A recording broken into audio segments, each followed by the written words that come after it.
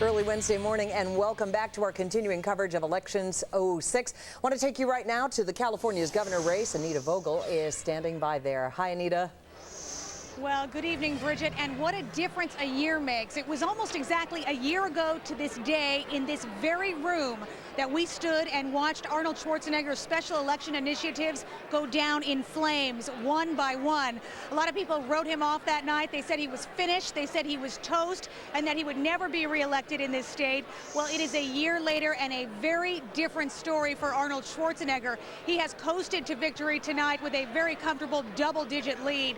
So the big question is, how did he do it? Well, first off, he did something that you rarely see politicians do these days. He got up before the cameras the next day and he apologized to voters for what he basically called a very expensive mistake. He also fired a number of people from his communications staff. He hired a Democratic chief of staff. He promised to work with a democratically controlled legislature, and he backed a number of issues that he resisted for a long time, things like a hike in the minimum wage, cutting prescription drug costs, and cutting greenhouse gas emissions. As he did those things, he began to see his approval ratings rise. Now, here's a clip of what he had to say here earlier tonight. I love doing sequels. I love doing sequels, I tell you. But this, without any doubt, is my favorite sequel. I have to tell you that. What a great night and what a great victory. What a great victory for the people of California. Let me just start saying thank you to the people of California, because tonight they've once again put their faith and confidence in me. And I promise you, in the next 4 years, I will protect your values and I will protect your dreams. Schwarzenegger's opponent, State Treasurer Phil Angelides, could just never gain any traction against Arnold Schwarzenegger. He trailed him ever since the primary. He basically agreed with so many of the issues on the table that he never could really attack Arnold Schwarzenegger with anything. All of his attacks fell flat. So again, Arnold Schwarzenegger coasting to victory tonight. As the chairman of the California Republican Party said here, the blue tidal wave that had been sweeping across the nation earlier tonight stopped at the Sierra Nevada as well. At least it did for the California governor's race. And we are watching some other very interesting races here on the West Coast, including California's 11th congressional district, where the longtime congressman there, Republican Congressman Richard Pombo, is in the fight for his life. We're watching that race and a number of other ones. That's it for now. Back to you guys in the studio. All right, we will be getting back to you later this evening. Anita, thank you very much. Right now, I want to bring in some of our experts to help us sort everything out. For us, so much to talk about. Joining us here in New York, Fox News contributor and Democratic strategist Kirsten Powers, and also with us in Miami, Republican pollster Frank Lutz. Since you're here right next to me, let's start with you, okay. Kirsten. So what did the Dems do right versus what did the Republicans do wrong during the course of this campaign, leading, of course, the Democratic control of the House? Well, I think it all starts at the leadership of the DCCC, and which is the Congressional Campaign Committee and also the Senatorial Campaign Committee. They just recruited great candidates, and these were candidates that were very moderate to conservative, and these are people who are running in red states, and they were able to appeal to independent voters, which were very important, obviously. And I think that really it comes down to that at the end of the day, that these were just candidates that the voters felt very comfortable with, people who were unhappy with the way, I think you have Republicans voting for them to send a message to Washington that they're not happy with the way things are going, not just on the war, but also on the spending, on the budget, being out of control, and the things that a lot of Republicans don't associate with their party.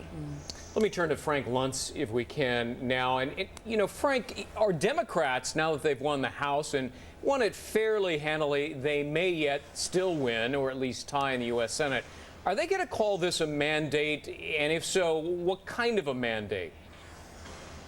From an electoral sense, the House vote is a mandate vote, but from a political sense, it's very hard. Go back to 1994. I was involved with a contract with America, and Republicans won over 50 seats in the House and more than 10 seats in the Senate. And they ran on something. You had a very specific agenda. It was publicized. They advertised on it. They talked about what they were for rather than just what they were against. The Democratic Party did run a good campaign, and they did have good candidates. But their focus primarily was on attacking Bush and, as your colleague said, on sending a message that they wanted change rather than specifying what that change was. that makes it very hard for them to claim that they have a mandate to follow specific policies. Kirsten, less than a minute here, and then we'll come back with more. We're still waiting to find out what happens in Montana and Virginia and what happens to the balance of power in the Senate. Want to make a prediction? Well, it certainly looks like it's leaning in the favor of the Democrats on the couple seats that we're waiting to hear from. But I mean, there's Montana no way to in know. particular. Yeah, and Missouri. So I think we're waiting. We'll have to wait and see what happens. But it looks like it's leaning in the favor of the Dems. Frank, do you agree with that? You're the pollster here. Does it look like that? It looks like that from a perspective, and I think the stories that we're going to be talking about tomorrow and over the next week is what happens to the Republican leadership, particularly in the House, All right, that Frank, led to these Frank, hold that 32 thought. seat losses. You and Kirsten are going to stay with us. We're going to continue to analyze all of the results. The results are in and the impact that the war in Iraq had on all of it.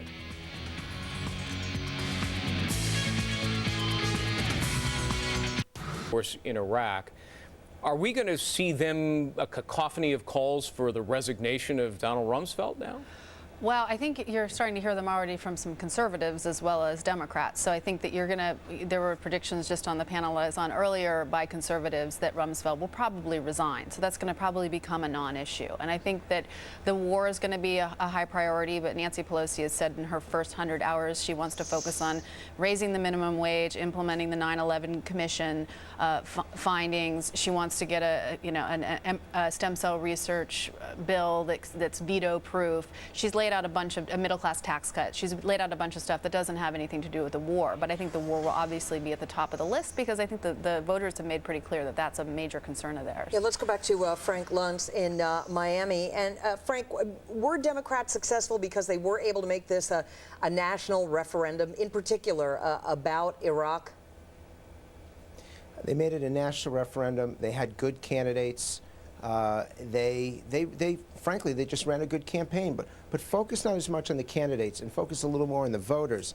And what you see is a group of Americans that are very anxious and concerned about the future, and they felt that Washington wasn't listening.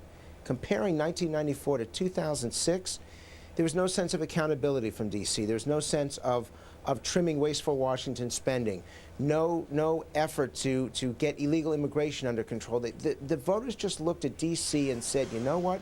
You don't get me, and so I'm going to get you.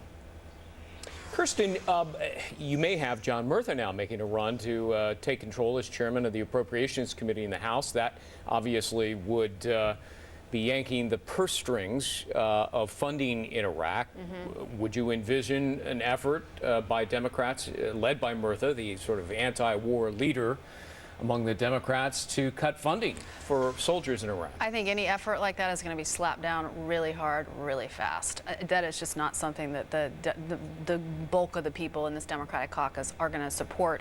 Like, we have a presidential election coming up in a couple of years. There's going to be a lot of pressure on what goes on in the House in terms of this kind of stuff. And so are there some Democrats out there that say this? Sure, but it's not going to be something that I think that they're going to take seriously. Yeah, Frank, I believe Nancy Pelosi said that she did not want to end funding. She had called for phased redeployment. She wants Iraqis to take more control. We've heard the same sort of thing from the White House, though. I wonder how genuinely different might Iraq policy be with Dems in charge, if that does come to pass in the Senate. We don't know yet. Well, remember that the president and the administration still sets foreign policy. And even though the House controls the purse strings and the Senate controls ambassadorships and judges, foreign policy is the one thing that the White House is truly in control of. That being said, the end of the Vietnam War was hastened by a Democratic Party that voted against the efforts of the Nixon administration to keep funding, to keep the troops there. I do think that this is going to have an impact. And what I'm going to be fascinated with, and I know that the administration's still watching even tonight, is how they're going to react tomorrow and the days that follow. These are not people that tend to work all that well together. They had a strained relationship with the Republicans when Republicans controlled Congress. It's going to be fascinating to me to see how they work with the Democrats now that they're in control. Kirsten, the president warned in advance of this that Democrats would raise taxes. And in fact, Charlie Rangel, who may be the head of the House Ways and Means Committee, was sitting on our set just a few days ago in advance of the election. And John Gibson, our anchor, tried his level best to get him to say that wouldn't happen. And he wouldn't commit to it. Are Dems going to raise taxes? Well, I think when they talk about raising taxes, they mean not extending the president's tax cuts, and so that's the equivalent. Yeah, essentially. and I would expect that they're probably going to be looking at that, and I think that they're going to be focusing on a middle-class tax cut. I certainly think that looking at the president's tax cuts for the upper brackets, I think they would look at that, and I don't. But you would agree that's the near equivalent of raising taxes by not extending the Bush tax cuts. Yeah, but I think that they're going to be looking at also cutting back on spending, having some real spending controls put in place, something that the Republicans have not done a very good job on. In fact, they've really driven the budget deficit up incredibly and have just been spending out of control. Frank, if you had to predict this one, will we see more or less being accomplished in Washington, D.C. now with, with a Republican president and perhaps a Democratic Congress? It's so late at night to provide negative or pessimistic information, but there really is. Well, it sounds like, can we get that line back? Can we? I see Frank, but I can't hear him. All right, I'm so sorry about that. Frank Luntz, our pollster in Miami. We'll try to check back with you through the hour. We do have Kirsten here, so I'll put that question to you. You're seated right next to me. What do you think? More or less done? It's hard to say. It's interesting to listen to what Frank said about how this administration doesn't really work well with other people. I do think the Democrats are very interested in working with the administration, and I think they're going to have to work with Republicans because they're going to, they have a very moderate caucus now and a lot of conservative Democrats. They're going to need Republicans to go along with them on things, and so it will be interesting to see if their overtures are rebuffed by the White House or if the White House. The president has a history of bipartisanship back in Texas. In Texas, yeah, but he needs to bring it to Washington, and I think that that's something that is. He even himself has said he'd like to get back to the way he was in Texas. He gets a demerit on doesn't play well with others on his report card. Yeah. All right, Kristen, Frank, thanks very Thank you. Coming up, we're going to take a closer look at the current balance in the House of Representatives and the Senate, which hasn't been decided. There are a couple of races that are still hanging in the balance. Also, Susan Estrich and Rich Lowry will be joining us to battle it out over the influential issues that decided this election. Keep it right here. We'll be right back just 2 minutes away.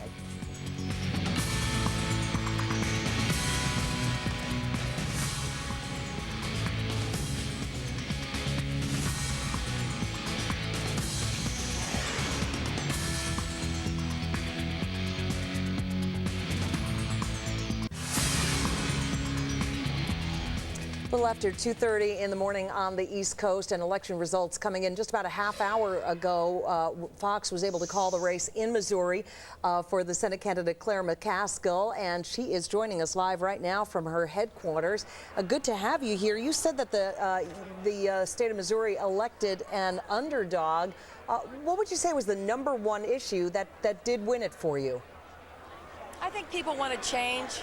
I think they see a lack of accountability in Washington right now. No one's asking the tough questions. It appears that people are just content out there to point fingers at each other and not get anything done. So I think that my independent branding and my message of accountability is really what put it over the top. Senator-elect McCaskill, is Greg Jarrett.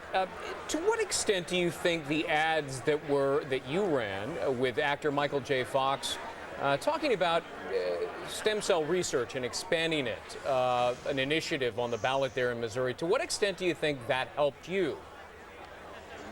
Well, it was one issue in the campaign. I think the national media candidly made that the only issue, but really this was a lot about Iraq. It was a lot about health care. It was a lot about people's frustration about oil prices and the prescription drug plan. I'm very grateful to Michael J. Fox because he was brave and committed, and I thought that the commercial was powerful. But frankly, one of the things that really helped me was Rush Limbaugh's response to the ad helped raise me a lot of money. Well, you mentioned Iraq. Let's talk about that for a moment. I know that you've called for redeployment there in 2 years. Now that you're heading to the Senate, what changes in Iraq will you try to affect that maybe the Bush administration would not? Well, I think the policy committee is going to come out with recommendations before the end of the year. Secretary Baker and the other respected members of that committee have indicated that they're going to be recommending a different course.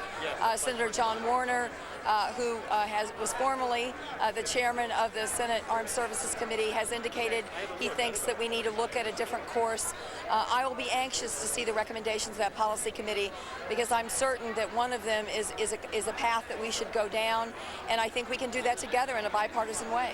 It was just a few days ago the President of the United States was visiting Missouri and stumping on behalf of the incumbent Republican Senator Jim Talent, and he warned that if you and other Democrats were elected, taxes would go up, taxes would be raised. In terms of any forthcoming consideration of extending the Bush tax cuts, how will you vote? Extend them or not? I will be anxious to extend all of those tax cuts that help the middle class. And then I would like to redirect some of the high-end tax cuts to the middle class in the form of tax credits for first-time homebuyers, for families that have kids going to college, and for families that are struggling to afford quality daycare for their kids. The new senator from the state of Missouri, Senator-elect Claire McCaskill, congratulations. Thank you for taking a few moments to speak with us. Thank you. All right. Well, despite the Democratic win there in Missouri, the balance of power in the U.S. Senate is still uncertain. Tonight, there's still 2 seats up in the air. Democrats have to win both of them to take control of the Senate. One of those races is Virginia, where with 100% of the precincts now reporting, Jim Webb and George Allen are essentially tied. What a nail biter there. The difference is less than 1%, and it will, of course, be triggering a recount tomorrow. That's right. The other one is the state of Montana. We're following it very closely. It is still too early to call the race between John Tester and Republican incumbent Senator Conrad Burns seeking a 4th term. There will still be precincts reporting for the next couple of hours, and while it looks like it is indeed moving toward the Democratic column, at least that's kind of the hunch we're getting from our expert Michael Barone. Still too early to officially call it. Fox News not calling it quite yet. All right, this one has been called in Maryland. The race has been called in favor of Democratic Congressman Ben Cardin over the Republican Lieutenant Governor Michael Steele, but the Steele campaign is refusing to concede. Apparently, they're waiting for the large number of absentee ballots that won't be counted until Thursday. Turning to Tennessee now, this was an ugly race. Nasty exchanges between those two candidates. In that race, it was too close to call for much of the night. The race has now been called in favor of Republican Bob Corker, who defeated Democratic Congressman Harold Ford Jr. in the race to replace retiring U.S. Senate Majority Leader Bill Frist. In Rhode Island, Democrats have picked up a seat with Sheldon Whitehouse defeating Republican incumbent Lincoln Chafee. And in Ohio, Democratic Congressman Sherrod Brown, the one-time boy wonder of Ohio politics, has defeated the Republican incumbent Senator Mike DeWine, making that another pickup for the Democrats. The Mark Foley scandal taking a heavy toll on DeWine. In Connecticut, very simple slogan there, vote for Joe. Yeah. It makes me think of the old diners, eat at Joe's. Anyway, in Connecticut, Senator Joe Lieberman has been elected back to the Senate as an incumbent, defeating the man who beat him in the Democratic primary last August, cable executive Ned Lamont. And Lieberman also beat the Republican Alan Schlesinger. Lieberman also said tonight that he would still caucus with the Democratic leadership despite being elected as an independent. Yeah, one wonders whether he'll be welcomed back into the fold. In the meantime, take a look at this. Pennsylvania, the Democratic State Treasurer Bob Casey Jr., the son of the former very popular governor there, has defeated the number 3 senator in the Republican leadership, Rick Santorum. He had been behind for a very long time there. And so this is really no surprise at all. Pretty big win for Bob Casey Jr. The balance of power in the House of Representatives has shifted tonight. As we mentioned, Democrats took control of the House by winning roughly so far 24 seats away from the Republicans, giving Democrats an 8-seat majority. In Indiana, there were several races that we were keeping an eye on tonight. In the 8th District, Democrat Brad Ellsworth has unseated Republican Congressman John Hostetler. That is a pickup for the Democrats in a district called the Bloody Eighth because of the close races in recent cycles. And in the 2nd District of Indiana, where Joe Donnelly knocked off Republican incumbent Chris Chocola. This was a rematch, actually, if you remember your history between the two, after Chocola won in the year 2004. In Pennsylvania, Democrats picked up a seat in the 7th district, where Joe Sestak has defeated Republican incumbent Kurt Weldon, who had been plagued by recent ethics problems. Democrat Chris Carney also picked up a seat in Pennsylvania for the Democrats by knocking off Republican Don Sherwood in the 10th district. Sherwood had been plagued by a scandal of his own relating to a mistress. In Kentucky, Democrats picked up a seat with John Yarmouth defeating Republican incumbent Ann Northrup in the 3rd district there. Northrup is another Republican who has fought off tough challenges in the past, but tonight it just got the better of her. Connecticut. Democrat Chris Murphy has defeated Republican incumbent Nancy Johnson, who has represented that district for a long 24 years. Big upset there.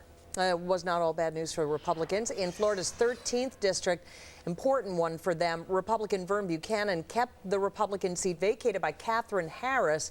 Remember, she went to run for the Senate by defeating the Democrat Christine Jennings.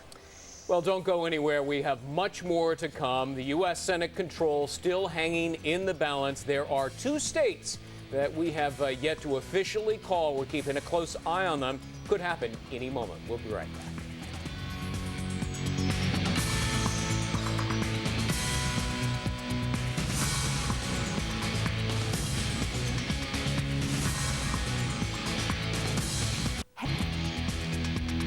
Well, it's a big night for the Democratic Party. They have won the House of Representatives, but still the balance of power hanging in the balance in the U.S. Senate. Still 2 seats to call, Virginia and Montana. We're keeping a close eye on those. Let's find out how some key issues influence voters nationwide. Joining us here in New York, Rich Lowry, editor of the National Review, and joining us from Los Angeles, Democratic strategist Susan Estrich. Susan is also a professor at the esteemed USC Law School. Thanks very much for both of you being with us. Rich, let me begin with you. The economy has done quite well over the last several months, indeed the last couple of years. Stock market at an all-time high, unemployment at record low, wages are really picking up, manufacturing's up, all the signs are there. So why didn't that help Republicans more? Well, I think towards the end of the race, you began to see Bush's numbers actually even out on the economy, his approval, disapproval of the economy.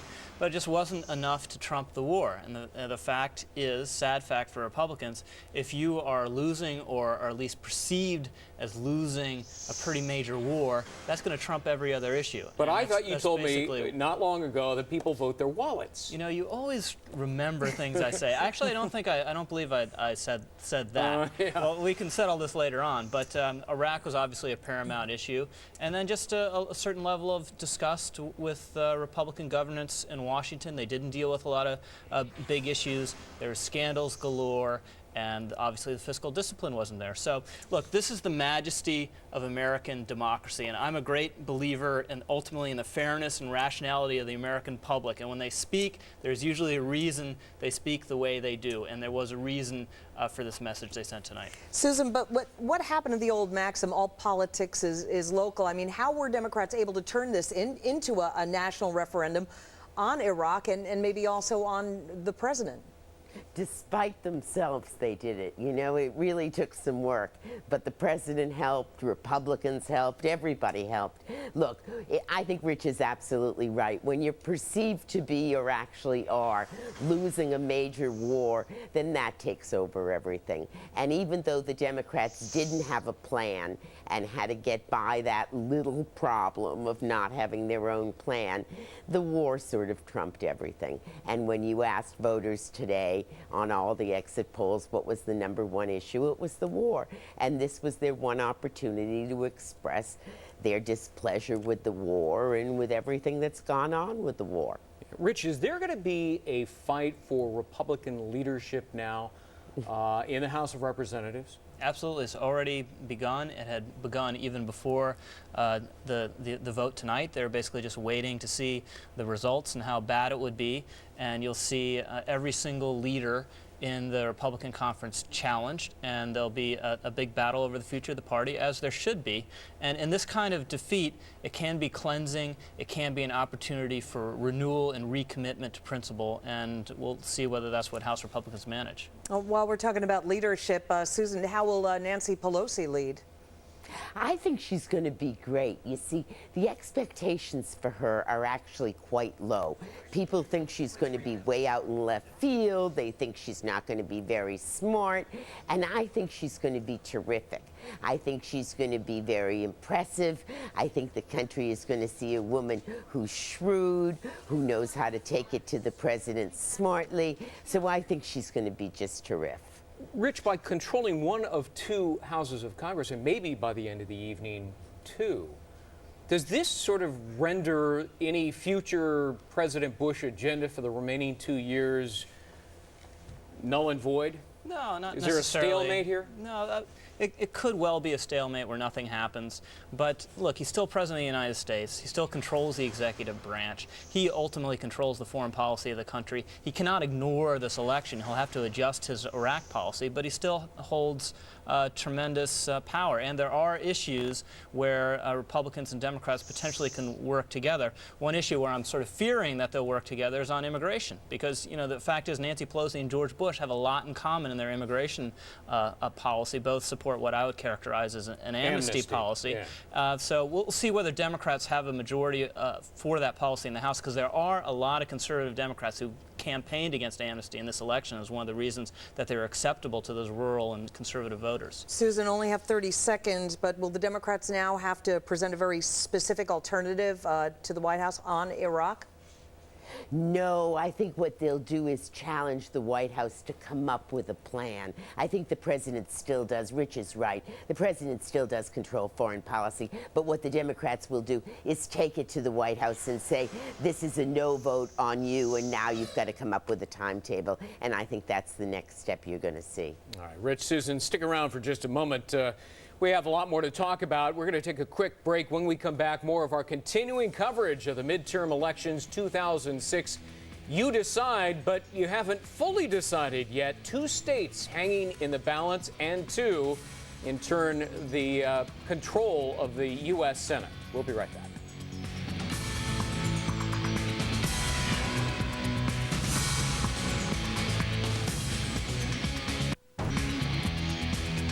Welcome back to our continuing coverage of You Decide 2006. Quick update, the Democrats have won the House of Representatives. They now have an 8-seat lead there.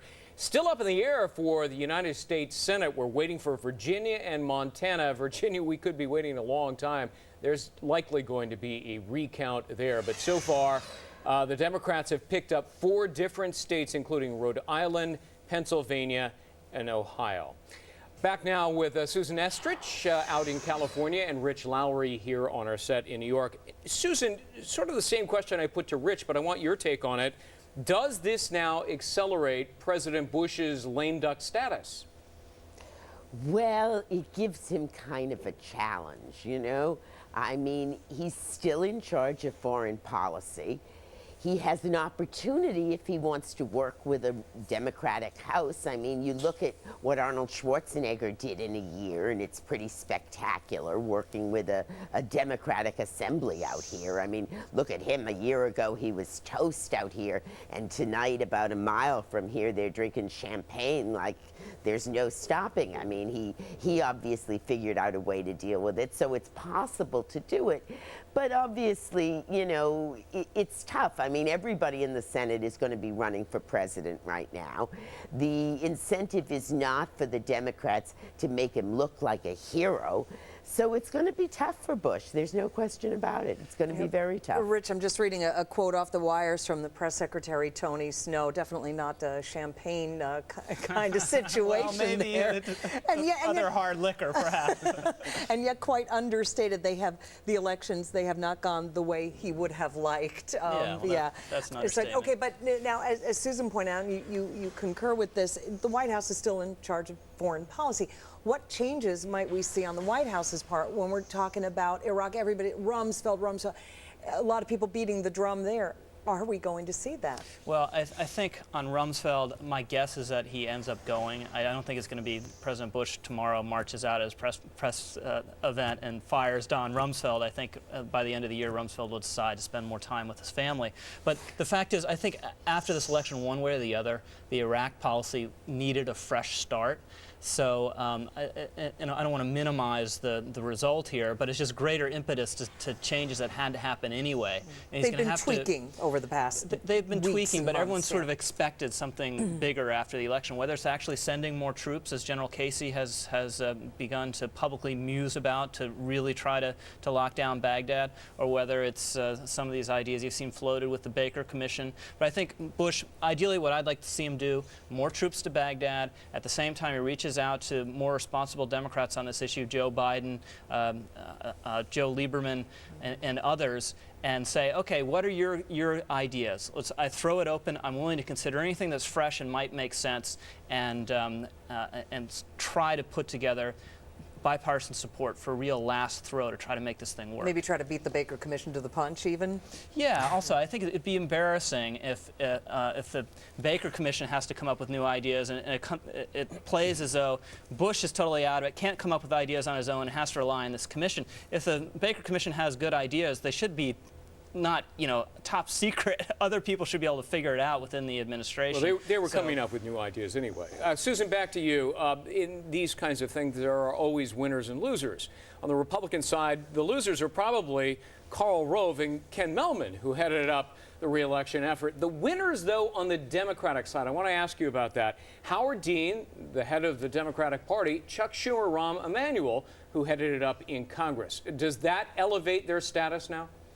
Sure. I mean, Rahm Emanuel is a big winner because he ran this congressional campaign committee. Now, the night is still young to see if Chuck Schumer is a big winner, but, this recount business is so unreliable. Who knows? You get a good enough count, and I don't know if you get the same count tomorrow, and then the Democrats will keep fighting amongst themselves about whether Howard Dean is a winner or not. So that remains to be seen, but I don't know on that one. But Rahm Emanuel is the big winner tonight because taking the House back is such a major accomplishment. Susan Estridge and Rich Lowry, thank you both very much for being with us. Thank you. And coming up on Fox, we're going to head back to the nation's capital, where the Fox teams continue to watch very closely the balance of power in both the House and the Senate. It is not decided yet. 2 seats still in play.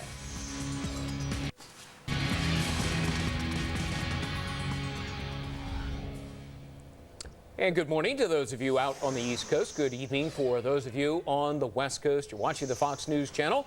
And our continuing coverage, I'm Greg Jarrett. And good morning, good evening. I'm Bridget Quinn. Let's lead you off this hour with a look at the balance of power in the Senate. 2 states are still up in the air as we speak, Montana and Virginia. Molly Henneberg has been following all these races. She joins us from the nation's capital. Hi, Molly. Hi, Bridget. Hi, Greg. Yes, and then there were 2. We're waiting for results in the 2 final Senate races. Democrats are leading in both Virginia and Montana, and if the Dems can keep those leads, then they'll control the Senate. Earlier in the night, Democrats picked up seats in Pennsylvania, Ohio, and Rhode Island, and now Missouri. Missouri was a closely watched race between Democrat Claire McCaskill and incumbent Senator Jim Talent. In the end, McCaskill pulled it out. You believed that you could make a difference, and you did.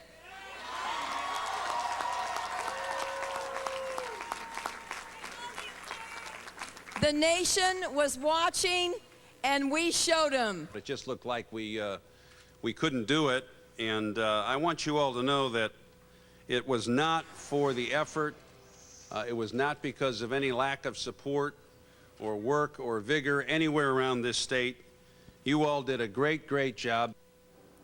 As for the 2 remaining Senate seats in Virginia, ballot counting will resume tomorrow in at least one area, Loudoun County, so no answer tonight. At this point, though, Democratic challenger Jim Webb leads incumbent Senator George Allen by several thousand votes. We'll have to see if that lead grows or shrinks as more vote totals come in tomorrow. But this race appears to be headed for a recount.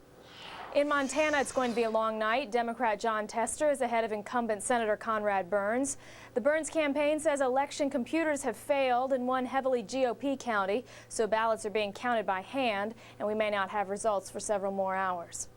So Democrats are leading in the 2 remaining states that they still need to pick up to win control of the Senate, Virginia and Montana. Democrats also won Missouri, a state we've been watching all night and unable to call until just last hour. Bridget and Greg?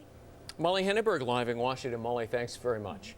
Let's bring in now Steve Centani, who has more now on the Democrats' takeover of the House of Representatives. Steve?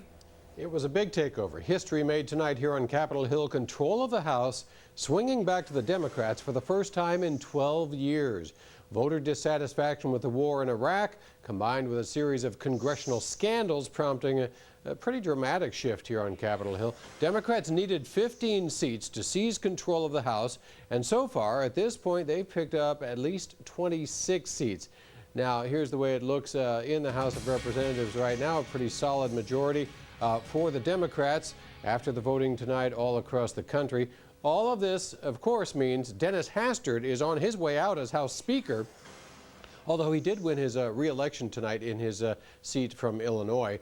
But Nancy Pelosi of California is likely to be the next Speaker. She's the first woman to become Speaker of the House in U.S. history. She's promised an open, honest, and ethical Congress, and she said tonight Americans have voted for a new direction. And nowhere did the American people make it more clear that we need a new direction than in the war in Iraq. Stay the course has not made our country safer, has not honored our commitment to our troops, and has not made the region more stable. We cannot continue down this catastrophic path. Now, President Bush is expected to call Nancy Pelosi tomorrow and set the stage for a very different kind of relationship between Capitol Hill and the White House. And what are some of the goals the Democrats now have in mind? Well, now that they have more leverage in Congress, they're likely to push for a boost in the minimum wage, try to amend the prescription drug program for seniors, and of course, try to figure out the best course of action in Iraq. That could mean a phased redeployment of U.S. troops, some of them being moved to Afghanistan.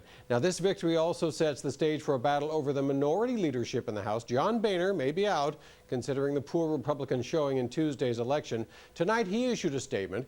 He says he's disappointed with the outcome, but he congratulated Democrats. He goes on to say this: if Republicans stand together and unite behind solutions and ideas that move us closer to our common vision of a freer, more prosperous America, I'm confident the American people will return us to the majority in 2 years.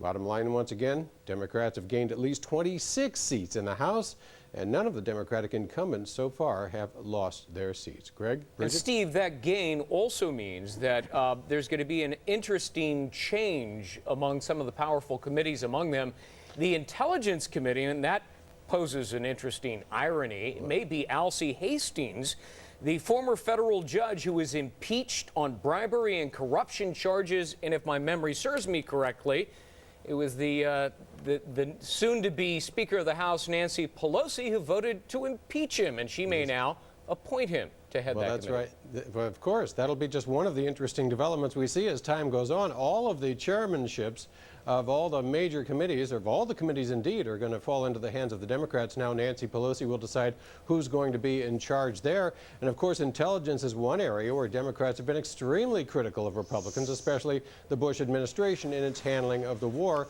and its rationale for going to war in the first place. The intelligence community taking a huge hit over the Iraq war. So it will be very, very interesting. A whole new dynamic here on Capitol Hill as we see Nancy Pelosi, who's a very liberal Democrat from San Francisco, taking charge of a House which is much more moderate to conservative. Actually, a lot of the people who did win seats tonight are not of that liberal ilk that Nancy Pelosi is, and yet she has shown strong leadership over the past several years and is well known and well respected among most of her colleagues in the House, and she probably has a pretty good chance, everybody tonight saying she will be the next Speaker.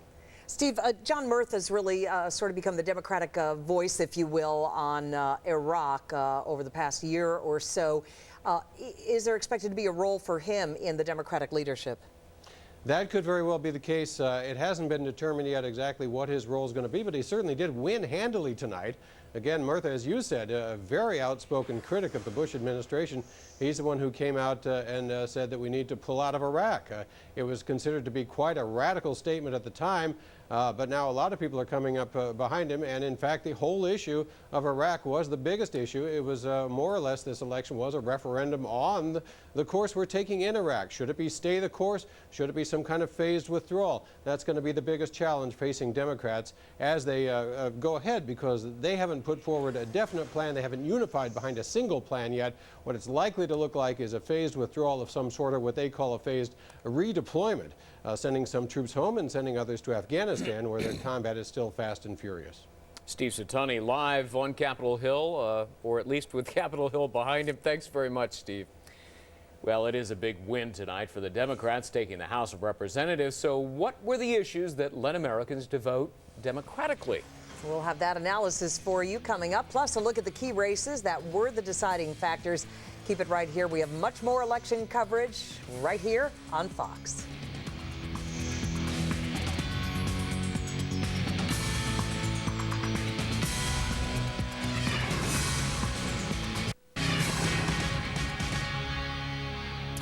Missouri, Rhode Island, Pennsylvania, Ohio, and the U.S. Senate, Democrats have picked up those 4 critical states, but still remaining, and the balance of power hanging for the U.S. Senate, Virginia and Montana. Those have yet to be called.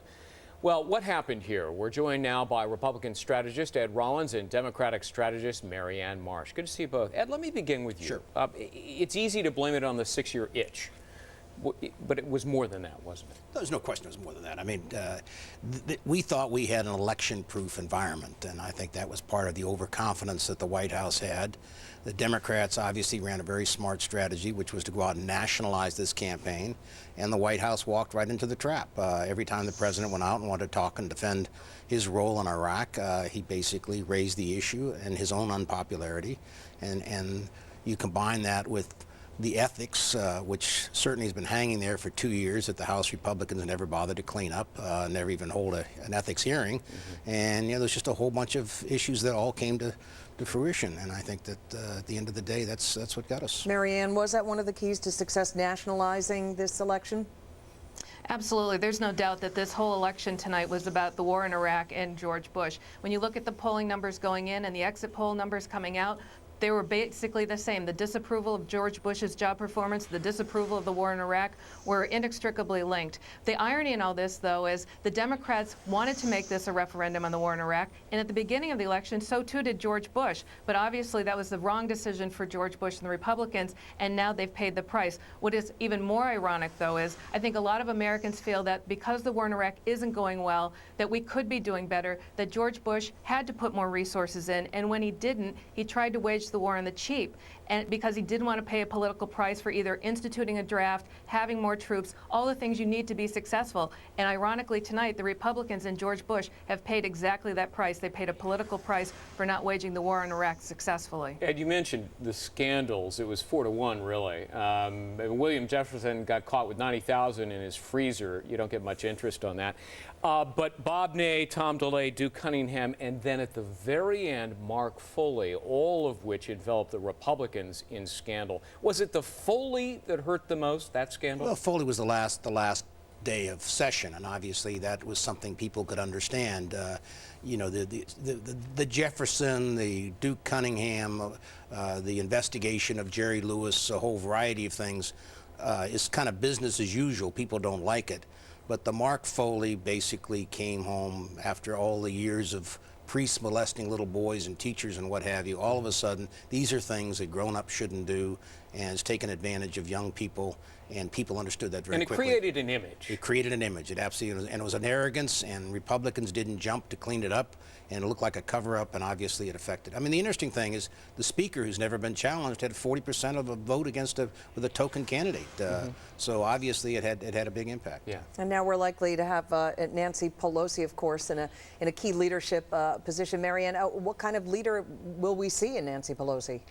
Well, Bridget, 2 points. One, I just want to pick up on what Ed said. He's absolutely right about Mark Foley, but the role that played is when people thought the Republicans weren't telling the truth about the Mark Foley situation because they understood that, it really galvanized this election to make people believe that they weren't being told the truth on the war in Iraq, terrorism, or the economy. So that was the foil there. The thing about Nancy Pelosi I find interesting is everybody talks about how liberal she is and San Francisco values. Nancy Pelosi came into this election cycle saying the war in Iraq isn't going well, we're not winning the war on terror, and the economy's not everything it should be, which put her in the mainstream. That's what the majority of American voters said tonight when they went to the polls and cast their ballots. They feel we could be doing better on all these things. So really, Nancy Pelosi's in the mainstream right now, and it was the Republicans who weren't. So I think, again, Susan Estrich said it earlier, I think she's being underestimated. The expectations are pretty low. I think she's going to surprise people, but I also think she's been mischaracterized coming into this. I don't underestimate her. I've known her for 30 years. We both are Californians, and I started running assembly races in California as the chief of staff for Republicans. She was the state party chairman. She was trained by Phil Burton, who was the master politician of California. She's one of the toughest people I've known, and she will far exceed anybody's expectations from my perspective. Yeah. I mentioned there's 2 states in the U.S. Senate that still need to be called, but it looks like Montana is trending Democrat to John Tester, which might leave then, if the Dems want complete control of the U.S. Senate, Virginia. If they're still within 2,000, that's an automatic recount. Are we going to get mired in a 2,000 type recount debacle? Well, we may get mired. The absurdity of this is this shouldn't even been a race. This was, I mean, not that Jim Webb didn't run a good race, but he was a totally untested candidate against a guy who's been a congressman, been the governor, been head of the Senate committee, and obviously a guy thought he was going to be a conservative candidate for president. And Virginia was always viewed as a very strong Republican state that's now obviously changed dramatically. I mean, this was the last state that we should be sitting here having a debate about tonight, but I think it tells a lot about There was a big party for Senator Allen just 3 years ago, the Rainbow Room. He's going to be the next president, Absolutely. meet the next president. Boy, his career's over. Pretty much, isn't it? I think you know, maybe he wins the Senate seat back, but certainly on the national scene, it's done. Marianne, what do you think in that Virginia race? Which particular issue resonated most with voters, you think? Well, I think George Allen really killed himself in this race by the mistakes he made. Jim Webb was certainly a good candidate, maybe not a great candidate, but a good candidate. And George Allen never recovered from the Macaca incident and several others, and it just didn't square with people. When you look at Jim Webb, who was a Republican, served in the Reagan administration, they saw in Jim Webb, in some respects, a lot of the same positions as George Allen, but without the baggage. So I think George Allen really has no one to blame but himself for losing this race tonight more than anything else. Well, the absurdity from my perspective is here's a guy who was governor for 4 years, a U.S. senator, and the only argument that he can make for his re-election is that this guy wrote a couple passages in a book 25 years ago that were inappropriate. You know, fiction. Fiction. I mean, you know, you certainly should have something more to say about your own candidacy than that. And I thought that was a telling sign that this candidacy was in big trouble. But I would just add to this, Ed, is I think both Santorum and Allen got ahead of themselves, and they were looking at the presidential races rather than looking at their own re-election to use that to go there, and it cost them both. Yeah, I think you're right about that. All right, Marianne Marsh, Ed Rollins, stick around. We've got lots more to talk about, more insight on the other side of the break. And again, we're still waiting for 2 very important states to declare their winners, and depending upon how that goes, so too the U.S. Senate may go. We'll be right back.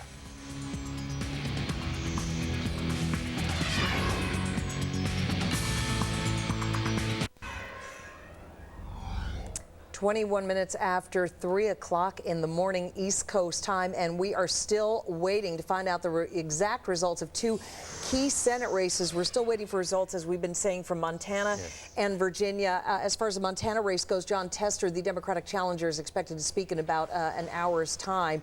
Still waiting to hear about that. In the meantime, let's continue our conversation with Marianne Marsh and Ed Rollins, who are both with us this evening or morning, whichever time zone you happen to be in. Ed, back to you. Iraq, president expected to speak in the morning, make some remarks. What new things might we hear out of the White House, if anything, about Iraq, given these election results? I don't think he can say anything. I mean, he basically has made a commitment to stay to the end, and I don't think at this point in time he can wave the white flag and say because the congressional elections altered the course. I think from his own perspective, his own leadership ability, is that he basically has to say that he's going to sit down and he'll come to work with the Congress, but obviously he's committed to finish the job there. I mean, he said it all through the campaign, and I think any waffling on that at this point in time would be very disturbing. And committed to Rumsfeld? You know, I mean, to me, I think Rumsfeld should have gone away 4 years ago, but you know, at the end of the day, he's not going to fire Rumsfeld for the simple reason he's not someone who fires people. And equally as important, I think, you know, Rumsfeld ought to do the honorable thing and take a walk. He's got plenty of years in government service, and you got to go retire and go do something else. But until you get a new leader over there, you're never going to get the confidence of the generals. You're never going to get the confidence of the Congress, and you can't spend the next 2 years basically with a leader that's trying to prove his point of view, which has obviously already been rejected by the country. Marianne, John Murtha, who has been the leading voice for some Democrats, but not all, had his proposal to remove troops roundly rejected a few months ago. That likely won't change.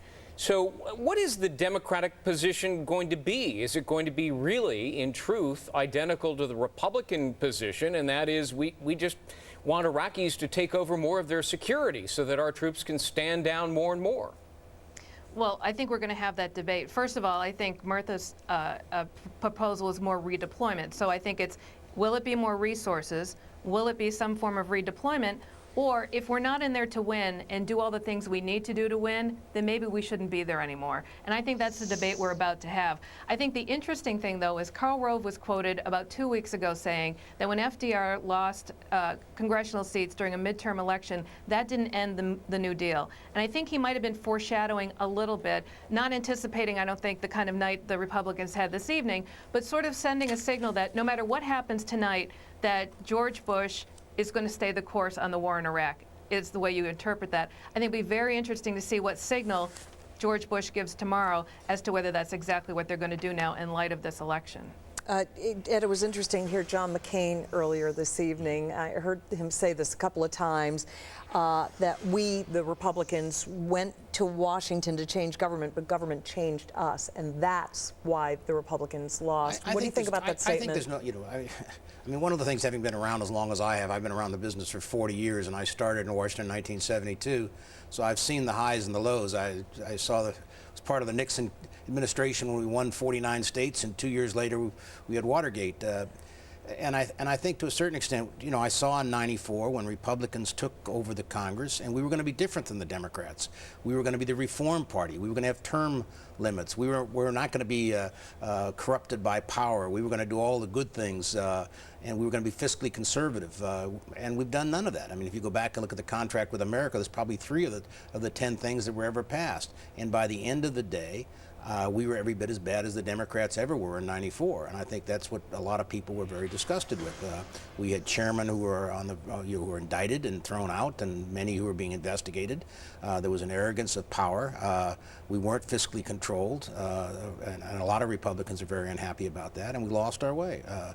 Power corrupts, absolute power corrupts absolutely, and I think that's what we're living with, and I think that's what part of this rejection was.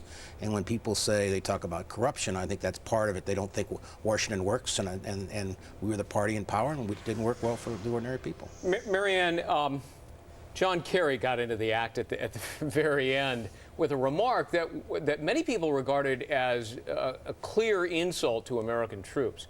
Was that a near-death experience? Did you see, you know, the Democratic political life flash before you there just days before the election? And one wonders whether Dems might have done better had Kerry kept his mouth shut. No, not at all. I think I'm one of the few people who thought that. Did John Kerry make a mistake? Yes. Did he apologize for that mistake? Certainly. Was it ever his intention, as somebody in full disclosure who worked for him for many years, to insult any troops? Absolutely not. Now, it is hard to imagine the Democrats could have done any better than they've done this evening, especially in the Senate. And if the Senate hadn't gone well, perhaps some with agendas would have tried to pin it on him. But if anyone was hurt, it was John Kerry. It had no effect on any other election, period, end of sentence. Yeah, Ed, are we unlikely to see him as a candidate for president? Well, you know, I think he was already on his way to being a candidate, and I think to a certain extent what it reminded a lot of people of is that there is a tendency sometimes to make mistakes. And I think equally as important one of the reasons I think Kerry lost is he wasn't perceived as strong, and I don't misinterpret his remarks, and I don't think he intended to insult the troops. But at the end of the day, people did not see him as a strong leader in 2004, and I think that's why he lost. I think one of the threats that the Democrats have today, and particularly as we sit here and talk about Iraq, is if they look like they're undercutting or pulling the underpinnings away from our troops in Iraq, or undercutting the president and not working with the president, I think there'll be a real backlash by the country. And I think to a certain extent, as we go into another presidential election, that's not a position they want to be in. Marianne, the Dems have already won the House. If they win the Senate, will they regard this as a mandate to vote against extending the Bush tax cuts? I think certainly for the middle class, there's no doubt. I think every Democrat wants to see the middle class get their fair shake when it comes to tax breaks and a lot of other things. But I think more than anything for Democrats, it's an opportunity to lead. They heard the voters, they listened to them, and voters said, we want change and we want problems fixed. We're sick of the political infighting. We're sick of the finger pointing. It's time to fix these problems. So Democrats now have to step up, fix problems, not pick fights, and really lead. And if they do that, they'll be rewarded more. If Democrats don't do that, they could end up 2 years from now in the same situation the Republicans are in tonight.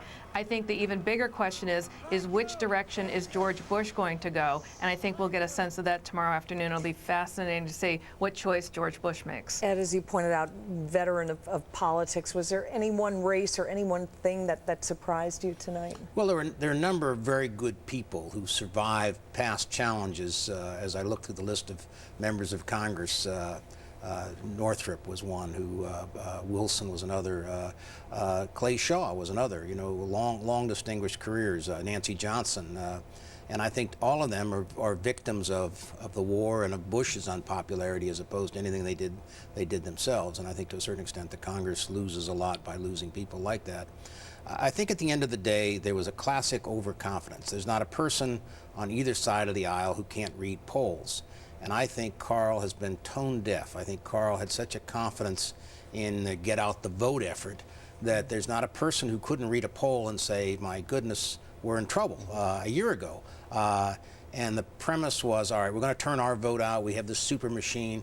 And they forgot one very serious element of that, and that's the independent voters. Historically, independents don't vote in midterms, but if you were tracking polls, independents were very unhappy and paying attention because of the war. In the presidential election, they broke 50-50.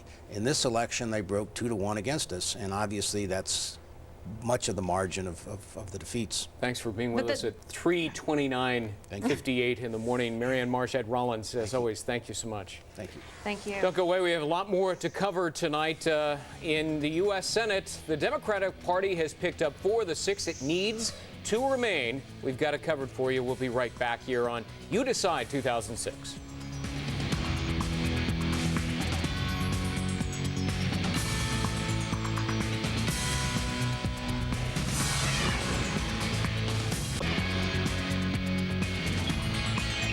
And welcome back to our continuing special coverage of Election Night, You Decide 2006, right here on the Fox News Channel, bottom of the hour. So once again, want to update you on some of the most important races tonight.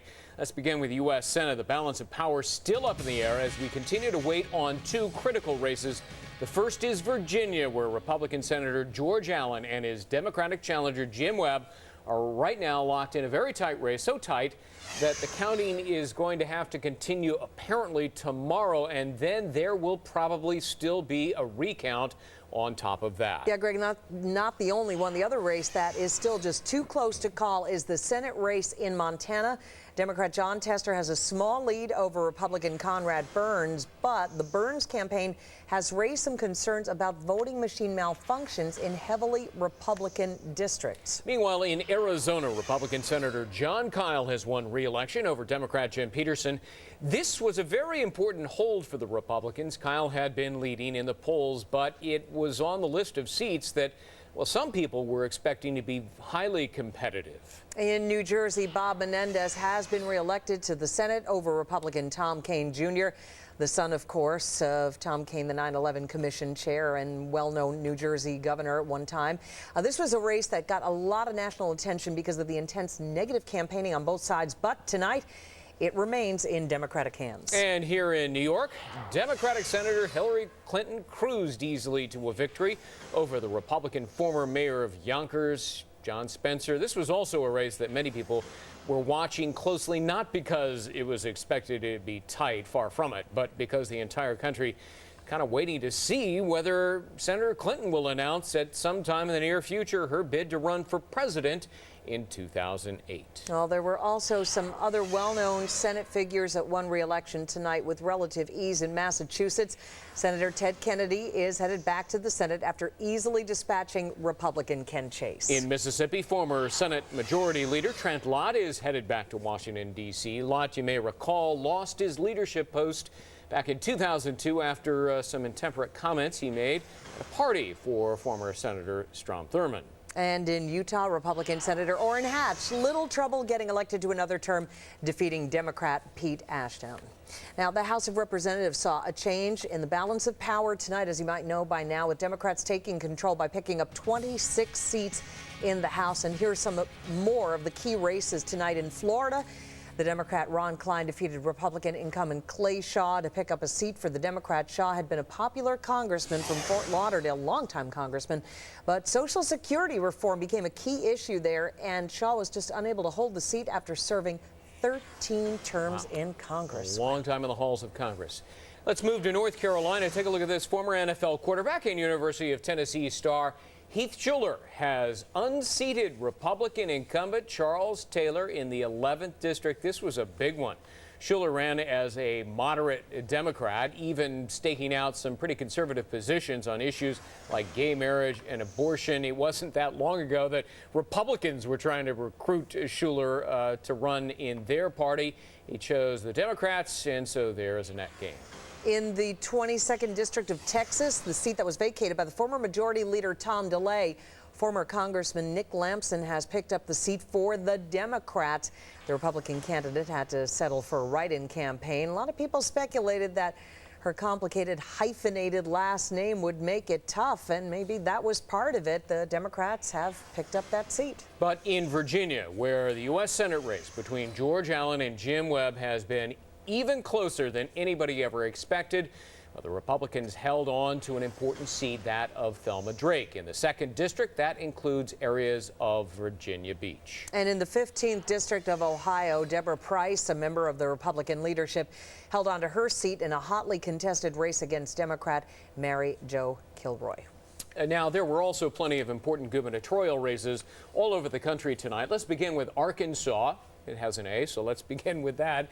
Democrat Mike Beebe has defeated former Republican Congressman Asa Hutchinson, a former Undersecretary for Homeland Security, for the right to replace Governor Mike Huckabee, who is rumored to be considering a run for president in 2008. Bridge, didn't he run the New York City Marathon just a couple of days ago? Did pretty well, I think. Well, yeah, I guess so. Gosh, in Florida, Republican Charlie Crist will succeed Jeb Bush after defeating Democrat Jim Davis. This was a race that got a lot of national attention in the past few weeks, as some poll numbers predicted the race was getting very close. But Crist held on, and the governorship will stay in Republican hands. And wasn't that the race where President Bush came out there to campaign? Right. Crist wasn't there. Karl Rove wasn't too shy about being peeved about that, but, well, there you go. It may have been a good strategy. He needed to pick up votes on the opposite side of the state. He stayed there. The president picked up the rest, and he won.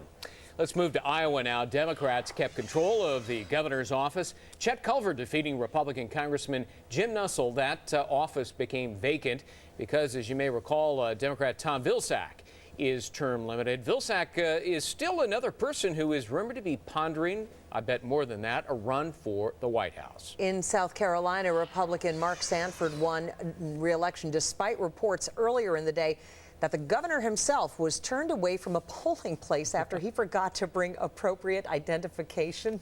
Sanford did return 90 minutes later to cast his ballot and will return to the State House. You have to pity the poor election worker who carded him, right? You gotta love that. But, you know, he came back and he said, hey, they're just doing their job, and that's the right thing to do. In Texas, Republican Rick Perry victorious over a crowded field of challengers, including independent Kinky Friedman, who is seen frequently on Fox and Friends yucking it up with a gang. He can always be counted on to keep the campaign trail interesting with his big stogie always sticking out of his mouth and his big 15, 20-gallon hat hanging over his How many brow. people do you interview with a cigar in their mouth nowadays, right? There were also several important referendums being considered around the country tonight, maybe none as controversial as the abortion ban in South Dakota that was rejected by voters. It was called Referendum 6, and it would have banned abortion without exception for rape, incest, or health of the woman. It also made performing abortions a felony offense, but tonight, voters in South Dakota have rejected that referendum, Referendum 6. That's a big surprise there. We'll continue to follow what's happening in that one. In Arizona, voters approved Proposition 103 that establishes English as the official state language for all official government actions. Arizona voters also voting down a controversial voter award, Proposition 200, that would have established a $1 million prize to be awarded to a randomly selected person who voted in any primary or election. You always get these obscure referendum issues, don't you? Yeah, now that's an incentive to go vote, exercise your constitutional right. All right, in Michigan, voters approving Prop 2 that prohibits state universities or employers from using affirmative action programs in admissions and in government hiring practices. Immigration was a pretty hot issue this year round, and perhaps the GOP's tough stance wasn't exactly what Americans were going for. On the other side of the break, we're going to take a closer look at one Arizona race that may explain all of that. Much more to come, and a couple of Senate races still up in the air at this hour. Keep it right here. As soon as we get the results, you'll get them. You're watching Fox News Channel.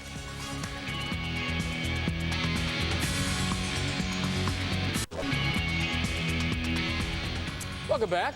We're following what's happening in the U.S. Senate right now.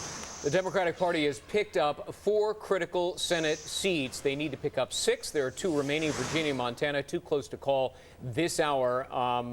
So we're going to take a look at those as they progress. But let's take a look at Arizona. This race out of Arizona's 8th district, Democrat Gabrielle Giffords came out on top of Republican Randy Graff. Graff, a former Minuteman, seemed to prove too conservative for many people to accept. So you have to kind of wonder tonight if the GOP's tough stance on immigration actually hurt the Republican Party. All right, well, let's talk about that with Democratic strategist Bob Beckel, and Tom Bevan is also with us of RealClearPolitics.com. Hi to both of you. Bob, to you first. How large a role did immigration even play in this election? Well, I don't think it played very much. I mean, Graff went down because Graff was just too much of it. I mean, he won a primary, if you all remember. He was the farthest right of a series of very conservative candidates, and so I think he played himself out philosophically too far, which I didn't think was possible in Arizona, but obviously it is. The other one, though, that probably does impact on this is J.D. Hayworth, who had made immigration not only his key issue, he wrote a book about it, but I think that J.D. went down for more reasons than just immigration. So on balance, I don't think immigration had much of an impact. Tom, what happens now with immigration? We had a guest on in the last hour who said, you know, the president, the White House, is a lot closer to the Democrats than he is to Republicans on the issue of immigration reform, i.e. amnesty or some form thereof. Yeah, that's absolutely true. And I think with Democrats now in control of the House and possibly in control of the Senate, you might see, a comprehensive bill go through. Some of these Democrats that have been elected, though, are conservative Democrats from Republican-leaning districts, and so they may not be necessarily, it might be a bit of a stretch for them to vote for a comprehensive package, but we'll see. I mean, you're right. The president has always signaled that he's in favor of comprehensive. A lot of Republicans in the Senate, were for that package, so we might very well see a comprehensive immigration reform move through both houses. Bob, do you see that as being one of the legislative priorities of the Democratic Congress if the Senate does go that way? We still don't know. Well, first of all, let me just say to you, I know you have to be careful what you say. The Senate is going Democratic. The precincts that are out in Virginia, I know that state cold, and it's only going to increase Webb's margin. The question then is absentee ballots. Now, that could make a difference. And in Montana, the stuff that's out, it's going to be a Democratic Senate. Let me just put it to you that way. And I think, frankly, the only thing that George Bush and these Democrats can get along on probably is on the immigration bill that George Bush supported, which most of the Republicans left him over. That's one thing. But I also want to make another point, which I think my friend from Real Politics, by the way, you got a great website. These people who've been elected, these Democrats, are pretty much moderate to conservative. They are going to increase what's called the Blue Dog Caucus in the Democratic Congress in the House by a number that's going to exceed the Black Caucus. And these are not people who are going to go down a liberal agenda. In order to get reelected, they can't do that. I mean, you are now seeing, I think, the hidden story of this race tonight was the House of Representatives for the Democrats have moved the Democrats 20 degrees more towards the center. It may mean that polarization will go away a little bit, and if we can finally get rid of this silly red state, blue state notion. I mean, I'm so tired of it. It's amateur politics, political analysis. It doesn't exist. I mean, first of all, if someone wants to stick with it, explain to me what Ohio is now. It was red yesterday, it's blue today? I mean, it's crazy. It's a silly notion. Yeah, Bob, I noticed you're wearing a red and blue today. Yes, I am, but just to make my point. Thank you, Greg. I appreciate that. Always it's trying also to 3:30 in the morning. Always trying to make everybody happy, aren't you, Bob? I certainly am. Well, I'm a happy man tonight, Greg. I mean, you know, you and I have been through this for the last 2 years, buddy. I mean, this has been a lonely, being the only liberal at Fox is a little tough, you know. I got to give credit where credit is due, too, because, Bob, you called this one a long time ago. You weren't the Lone Ranger, but you were one of the first people I recall who really said this was going to happen, and it does appear as it's going to happen. Tom, do you agree? Does it look trending in both Montana and Virginia toward Democrat, and that means 51-49? Yeah, I think so. I mean, anytime you fall behind in a situation where Allen is, you know, unless the absentees pull him back in front, that's going to go to a recount. You don't want to be behind in a recount. Those votes will get certified, so that's not a good place to be. And I agree. I think Montana, the stuff that's out in Montana is probably going to, I think, keep Tester in the lead. And you will see the Democrats have run the table in the Senate, with the exception of Tennessee, and probably will take it. All right, listen, guys, want to ask you to stick around with us if you could. On the other side of the break, we are going to get some of your thoughts on some of the referendums, one in particular about gay marriage and how that might have influenced voters. And as we've been telling you, there are still a couple of races officially up in the air. Bob Beckel would beg to differ, but we are still waiting to call Montana and Virginia. Yeah, right. We haven't That's the way officially to say called it. them yet, but it does look like it's moving in the Democratic direction. But things could change, so hang on to your hats. Don't click the channel yet or turn it off or go to bed. It's already 3:49 in the morning East Coast time, so why bother going to bed? Stick around. We've got lots more ahead. We'll be right back.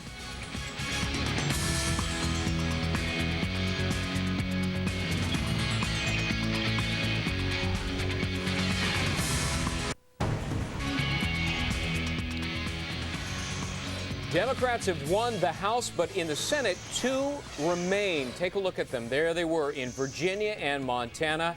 And it doesn't look as though the incumbent Senator George Allen will win, but it's still too close for Fox News to call.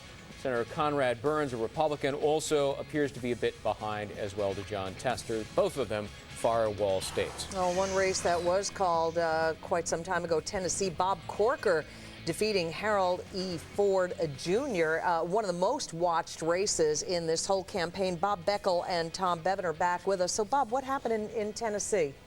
Well, you know, I actually thought it was closer than I thought it was going to be. You know, it's a tough state for a black guy to win. There's that part of it. I think near the end, I mean, Harold ran a very good race, probably one of the best races in the country, to keep himself in contention in that race. I do think, though, that when he ran on values, you know, when he had that commercial, that great commercial he had in the church where he went to church as a kid, you know, at the end, when they hit him with that Playboy bunny thing and you know, call me Harold, I think that probably had a bigger effect than a lot of Democrats thought it was going to. You know, another, if we can put up Missouri, because that has been called by Fox News to the state auditor, Claire McCaskill, the new senator-elect. We talked to her live on the air just a short time ago. Incumbent Republican Senator Jim Talent loses. Tom, what happened there? Well, I think we'll find when we dig through the numbers tomorrow that Claire McCaskill did better in outstate. She got her support in St. Louis and Kansas City. There was heavy turnout in St. Louis County in the suburbs. And then, you know, the key to that race was whether Jim Talent could build up enough of a margin in rural Missouri to hold off the onslaught from the cities, and it looks like he wasn't able to do that. But Tom, what about Michael J. Fox, the actor? I mean, he did those ads for McCaskill promoting Amendment number 2 to the Constitution there to expand the stem cell research, including embryonic stem cell research. I mean, that carried the day, didn't it? An actor won this race. Well, I don't know about that. I mean, one thing that the Republicans will tell you is that actually served to help the Talent campaign. It really activated the evangelical base in rural Missouri. A lot of the pastors started talking about it, got them real focused, helped increase their turnout. So, you know, I think both campaigns thought that issue was benefiting them in some way, and it might have ended up being a wash in the end. Well, Bob, when we talked with Claire McCaskill, I think, Greg, she suggested in a way that Rush Limbaugh might have helped her because of his, you know, the incident where he mocked Michael J. Fox. What do you think? Well, first of all, I think stem cells is going to be, it's an interesting set of tea leaves to try to figure out, because this is not going to be the last one you're going to see. You ever notice when these things start, then everybody starts to put them on the ballot. And I think the question is going to be, as Tom said, did it help to increase the talent turnout, or did it help McCaskill because of Fox? I happen to think, I agree with Greg on this one. I think it probably helped. And the other thing, Tom, I'll tell you about Missouri, and you talk about Rush Limbaugh, you know, that's his home state. From Cape Girardeau, but if you look at those out counties where generally the Republican margins are very big, you got to give McCaskill credit. She went out and campaigned out there specifically to cut down the margins, and she did. If you look at 4 or 5 counties that I had some interest in as I was following that race, when I saw the margins coming in Cape Girardeau and places where normally the Republicans would win 3-1, it sold me that her campaign of working out from there, out in the west side of that state, back into the cities, was the right one to do. You know, Tom, there are 20 states that have amended their constitutions to identify marriage as that between a man and a woman. And this day, there were 8 states that were considering doing the same thing, and 4 out of the 8 passed. Did that galvanize voters to get out and vote? Well, you know, it's tough to tell. I think it did in some states, certainly in conservative states where they were on the ballot. Yeah, in Tennessee and Virginia, I think it definitely helped. So, you know, we'll have to look at the numbers, but I think in general, when those types of issues are on the ballot, it does help motivate evangelical conservatives to turn out. All right, Tom Bevan and Bob Beckel, great to have you here in the wee hours of the morning here. Nice to be with you. Thank you both very much. You guys are great. All right. You guys are great for getting up at this hour, staying up. I don't know where you get the energy. I'm telling you, I can't believe you guys have been pulling this off for the last 4 hours. Yeah, really. Just be careful. Thanks. Don't drive home, okay? Get somebody to take you home. Don't go away, everybody. Lots more to come right here on Fox News. 2 states haven't decided yet.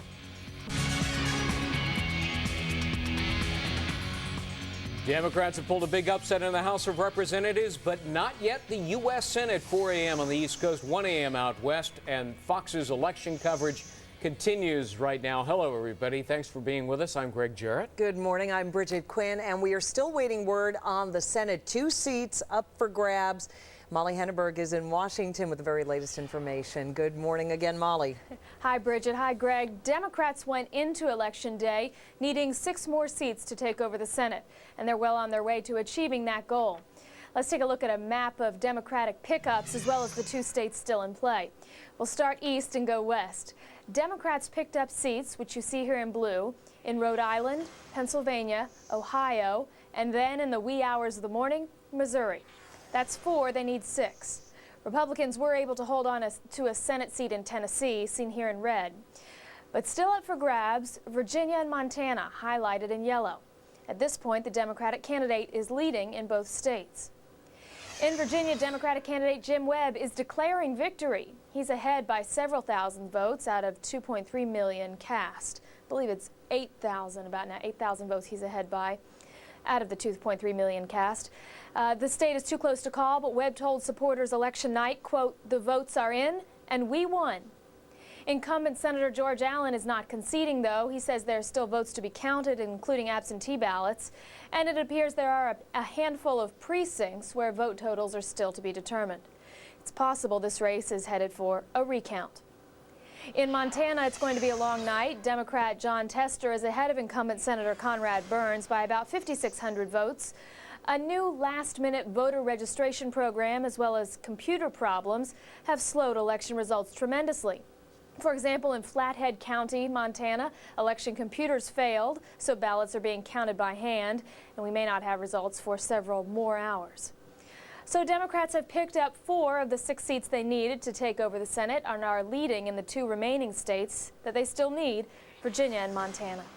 Bridget and Greg? All right, Molly, okay, Montana, Virginia, we still haven't called those races, but just again, if you could give us the count in the Senate right now as it stands.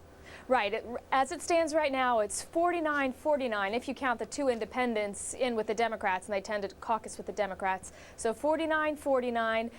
If the Democrats hold their leads in the 2 remaining states that you see in yellow, Virginia and Montana, it would end up being Democrats 51, Republicans 49. And just to give you a sense of where we've come, before today, it was 55 Republicans, 45 Democrats, and including 1 independent. So, Molly, in the Virginia race, I mean, at one point in time, it was about 1,700 separating them, which invited, and I think now you've said about 8,000, although it's not all completely counted. What's the rule there on an automatic recount? Is it somewhere in the neighborhood, if it's less than 1% of the total votes cast, then there's an automatic recount? Is that it? if it's less than half of 1%, then an automatic recount.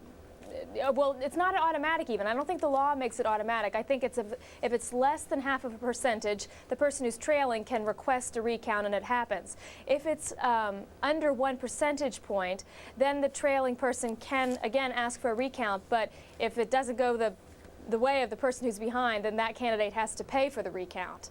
Right. So I guess it's free if it's under half a percentage, and the challenger has to pay for it if it's less than 1%, and the challenger loses. But it can otherwise be waived by the apparent loser in any case, and George Allen might consider doing that. Too early to know. Okay. Right. Molly Hindenburg, live in Washington. Molly, thanks very much. 26 seats, that's how many the Democrats gained this time around, giving them enough to win the House of Representatives.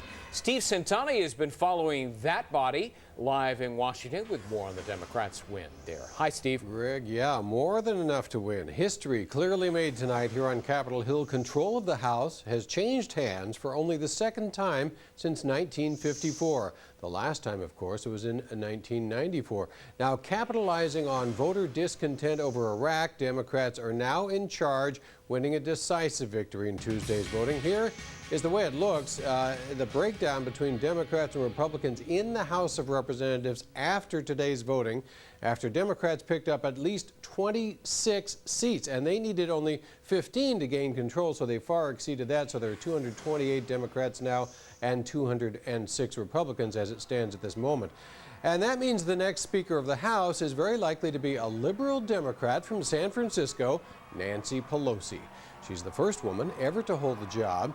She said Americans voted for a change of direction on Tuesday. She promised an open, honest, and ethical Congress, a clear reference to the scandals that have rocked Capitol Hill, including Congressman Tom Foley and lobbyist Jack Abramoff. She said Americans especially want a new direction in Iraq, where she says stay the course has not made our country any safer, and she called the Bush-Iraq policy a catastrophic path. But in spite of that big divide separating Republicans and Democrats, Pelosi offered a spirit of bipartisanship in the House. We are prepared to govern, and we will do so working together with the administration and the Republicans in Congress in partnership, not in partisanship. Now, Democrats are likely to push for an immigration policy, a higher minimum wage, a better prescription drug program for seniors, and of course a different course in Iraq. That could include a phased redeployment. That would send some troops back home to the U.S., others to Afghanistan, where the Taliban are threatening to regain control. Maryland Congressman Steny Hoyer is one of those who spoke out tonight, saying we need a change of course, not to stay the course. So a lot of Democrats and a lot of voters agreeing that something needs to be done with the Iraq policy. Republicans are fairly quiet tonight, accepting the loss, hoping to regain control of the House 2 years from now. The House Minority Leader John Boehner may be in danger of losing his own job, and he did react to the Democratic victory tonight by issuing this statement.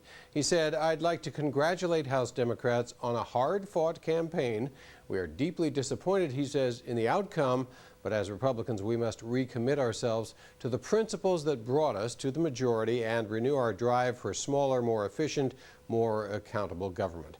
Given the fact that many of the Democrats who were elected tonight are fairly moderate, it's unlikely there will be any divisive investigations of the Bush administration or any cuts in funding for the war in Iraq. But there will be new leadership, of course, with Democrats in charge of all the House committees. That'll make it more difficult for the president to advance his agenda, except possibly on immigration, where he and Democrats are fairly close together on the idea of a guest worker program. So bottom line, once again, Democrats pick up at least 26 seats, winning control of the House for the first time since the GOP takeover in 1994. Greg, Bridget, back to you. Steve Santani live in Washington. Steve, thanks very much. Well, coming up, the deciding factors, what they were, what issues, what did it all mean to the election outcome analysis coming right up. And again, two races still not officially called yet. We're talking about Virginia and Montana. Keep it right here. Much more ahead on Fox.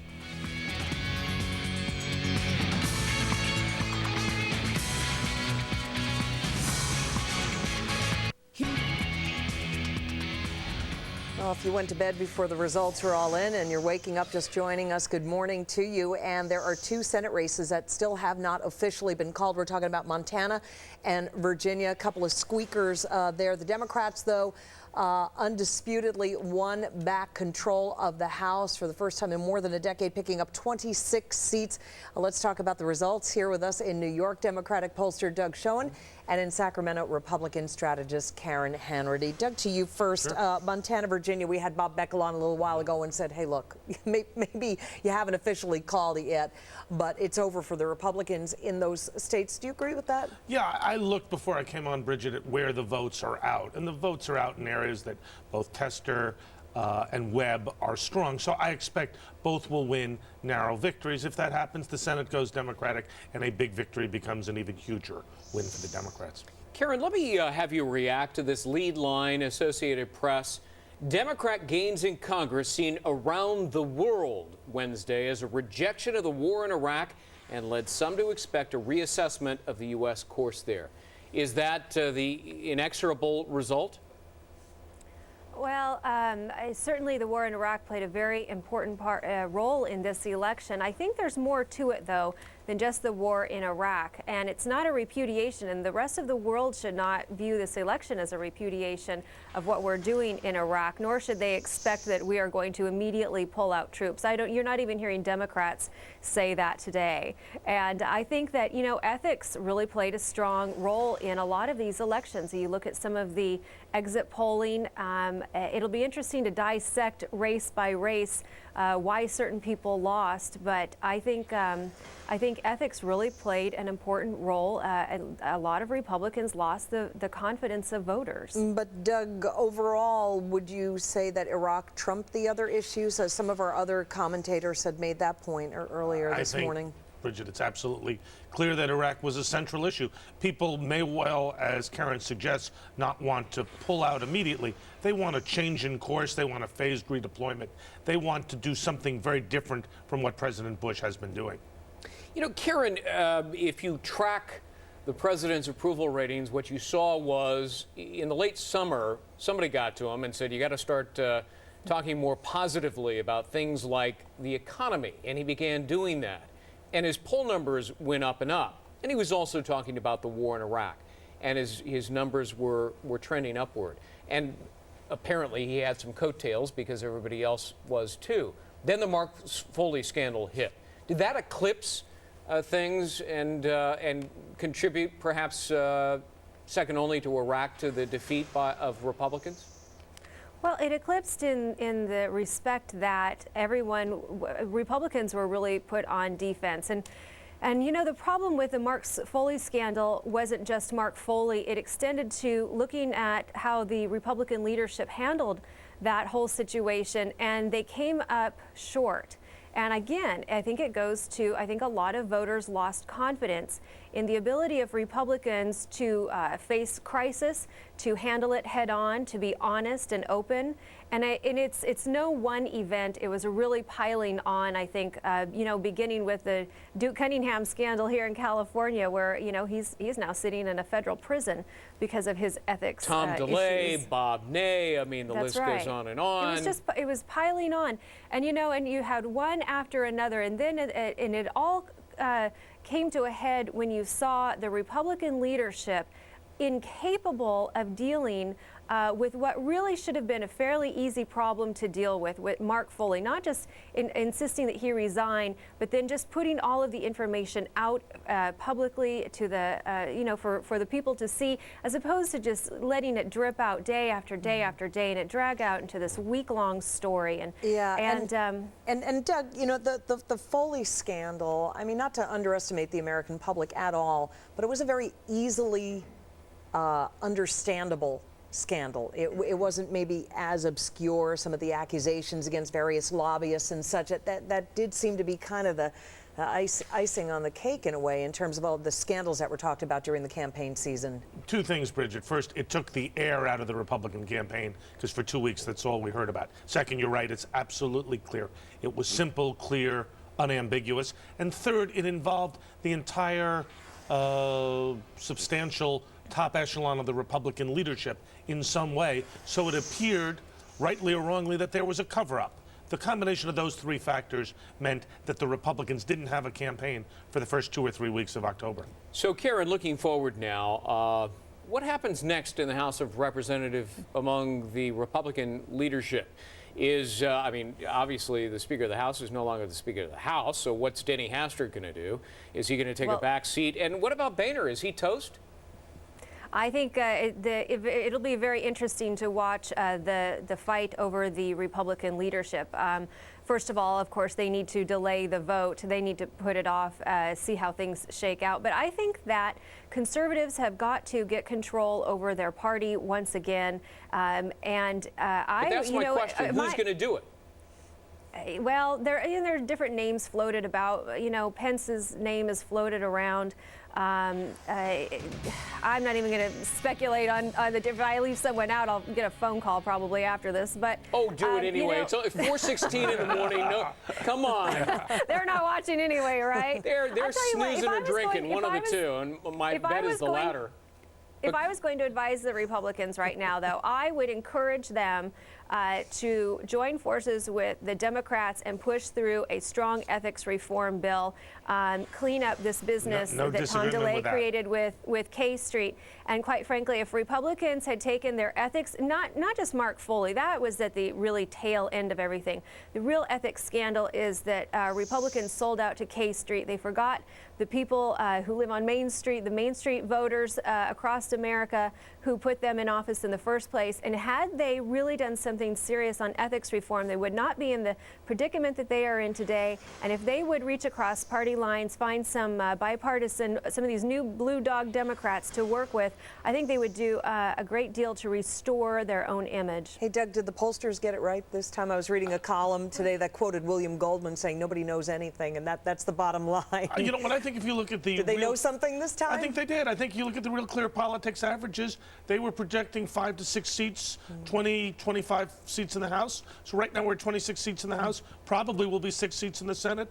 The generic vote was, I think, plus 11 or 12 today. So I think pollsters got it right. Good day for my industry. Okay. Way to go. Yeah, absolutely. All right. The big races, the big wins, the complete upsets, all those details coming up as the Fox News Channel election coverage continues. Don't go away. You're watching Fox News, America's newsroom.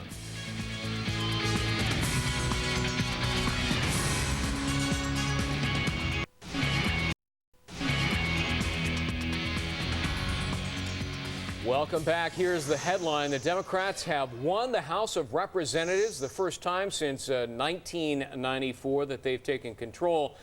And here are the states that they have, they've picked up. They have picked up in Missouri, Rhode Island, Pennsylvania, Ohio. Virginia and Montana, though, are the two states which are, at this hour, too close to call. Joining us once again to talk about it, Doug Schoen, Karen Hanratty. Doug, during the commercial break, I was asking you, did President Bush and other Republicans not hit the mantra of taxes, the Dems are going to raise your taxes? Did they not do that early and often enough? I don't think they did, Greg. I think that they had an argument that the economy was moving along successfully and effectively, that their low taxes had produced the kind of economic growth and job creation that had benefited the American people, 2 million jobs, and that the Democrats would put it at risk. As you suggested, we heard that late.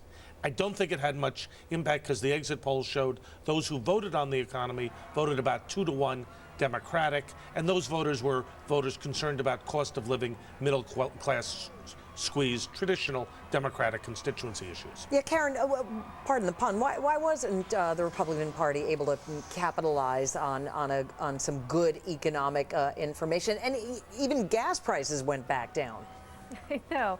Yes, you know, all the conventional wisdom about people vote their pocketbook didn't quite play out in this particular election. And, you know, I think one thing it'd be interesting to find out, but I think, you know, for all the talk about low unemployment, and it is record low unemployment, I think that there's a new standard that Americans have become used to: low unemployment, a strong stock market, and that's almost, you know, they've set the bar, and that's their expectation. So when their expectation is already met, you don't get credit for, you know, the economy doing and performing as well as it should.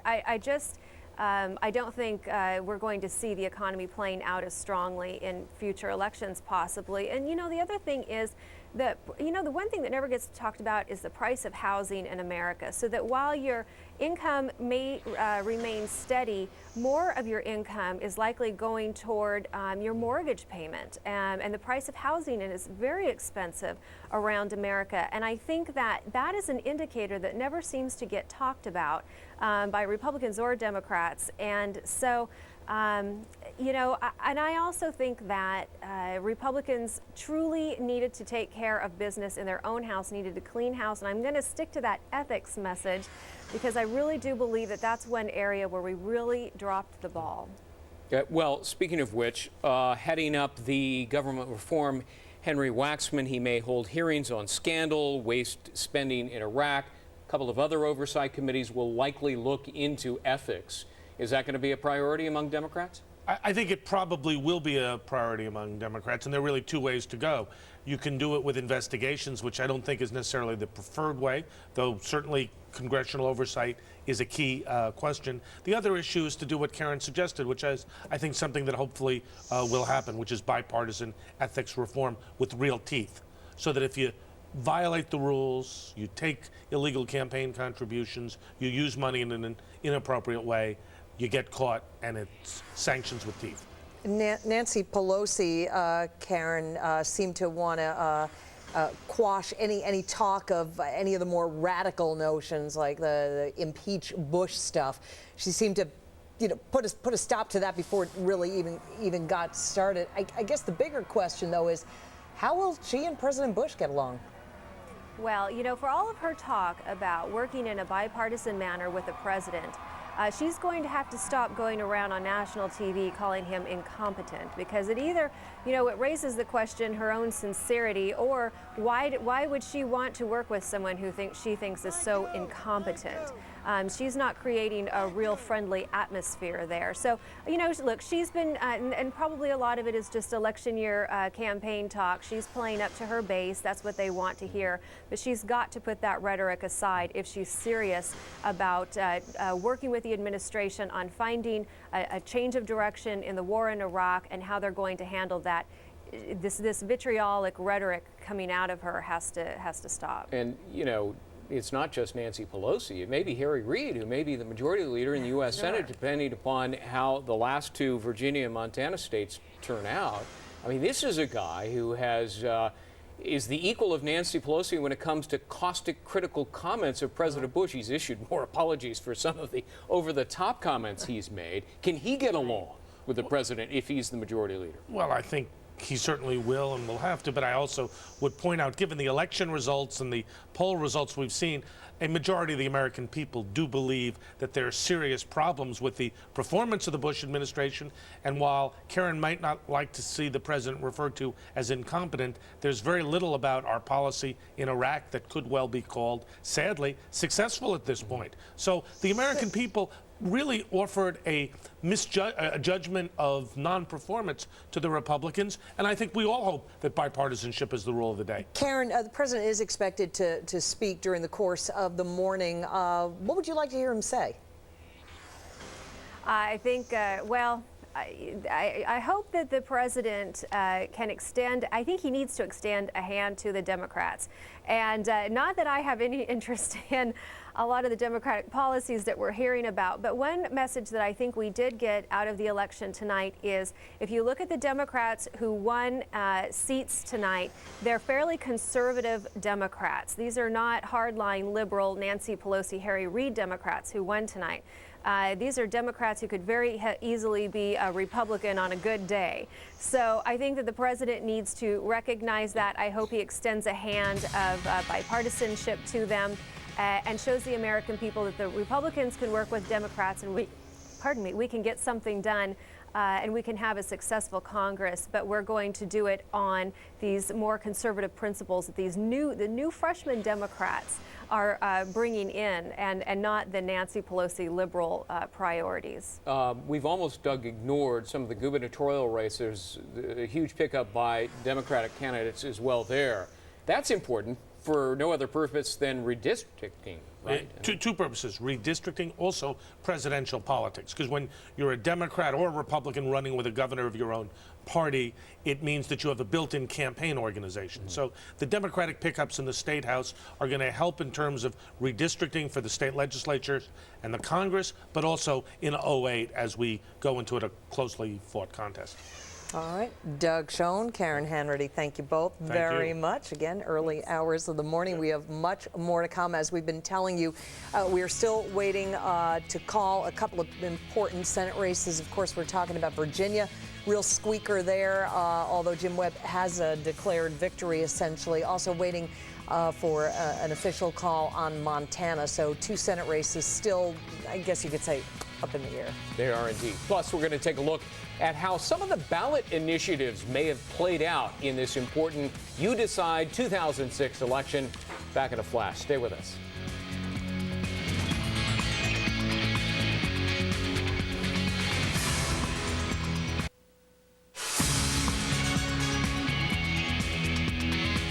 Welcome back to Fox's continuing coverage of election night and You Decide 06. The balance of power in the Senate is still in limbo this morning.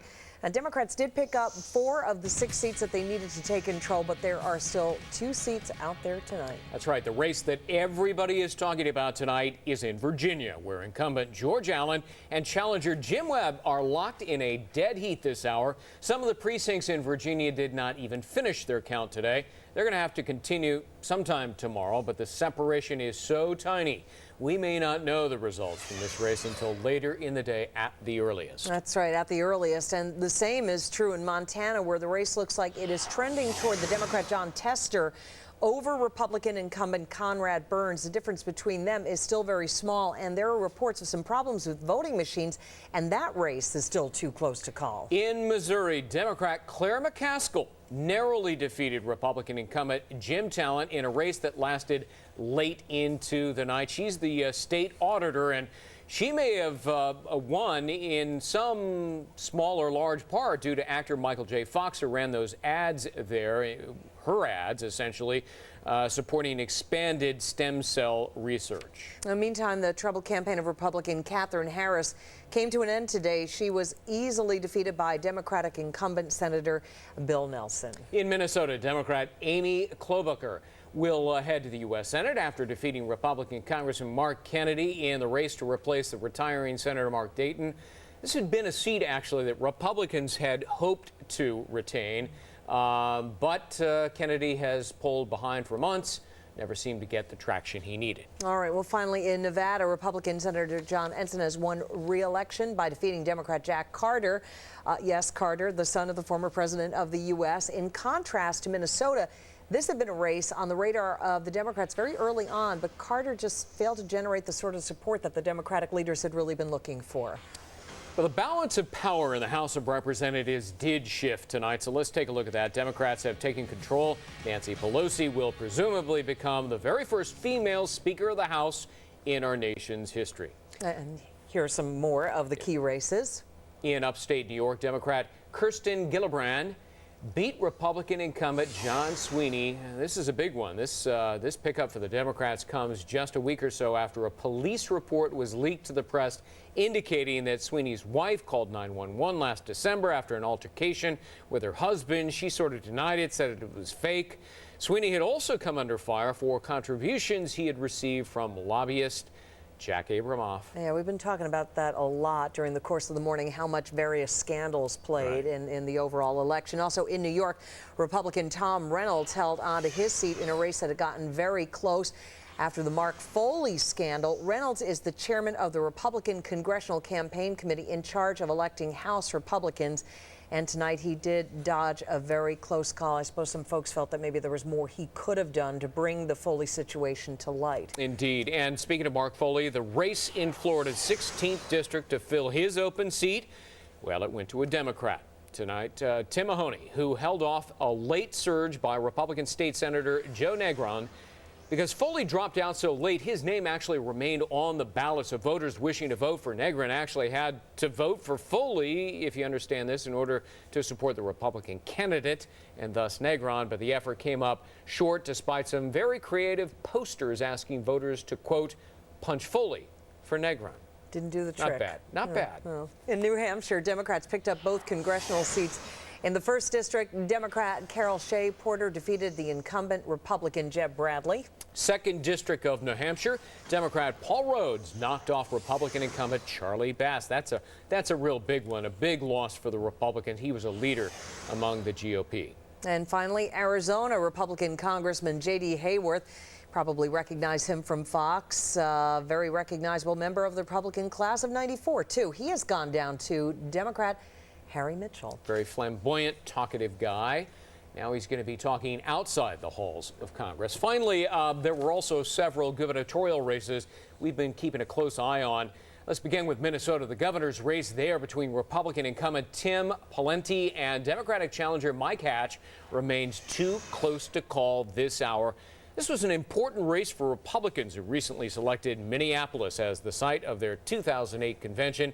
Having just lost an open Senate race there, they're eager to avoid a clean sweep in the land of 10,000-plus lakes. In Tennessee, Democratic Governor Phil Bredesen had no trouble winning re-election despite the Republicans winning the Senate race between Harold Ford Jr. and Bob Corker. To New Mexico, Democratic Governor Bill Richardson, no surprise there, easily winning re-election. He's another figure whose name always comes up as a possible candidate for president in the year 2008.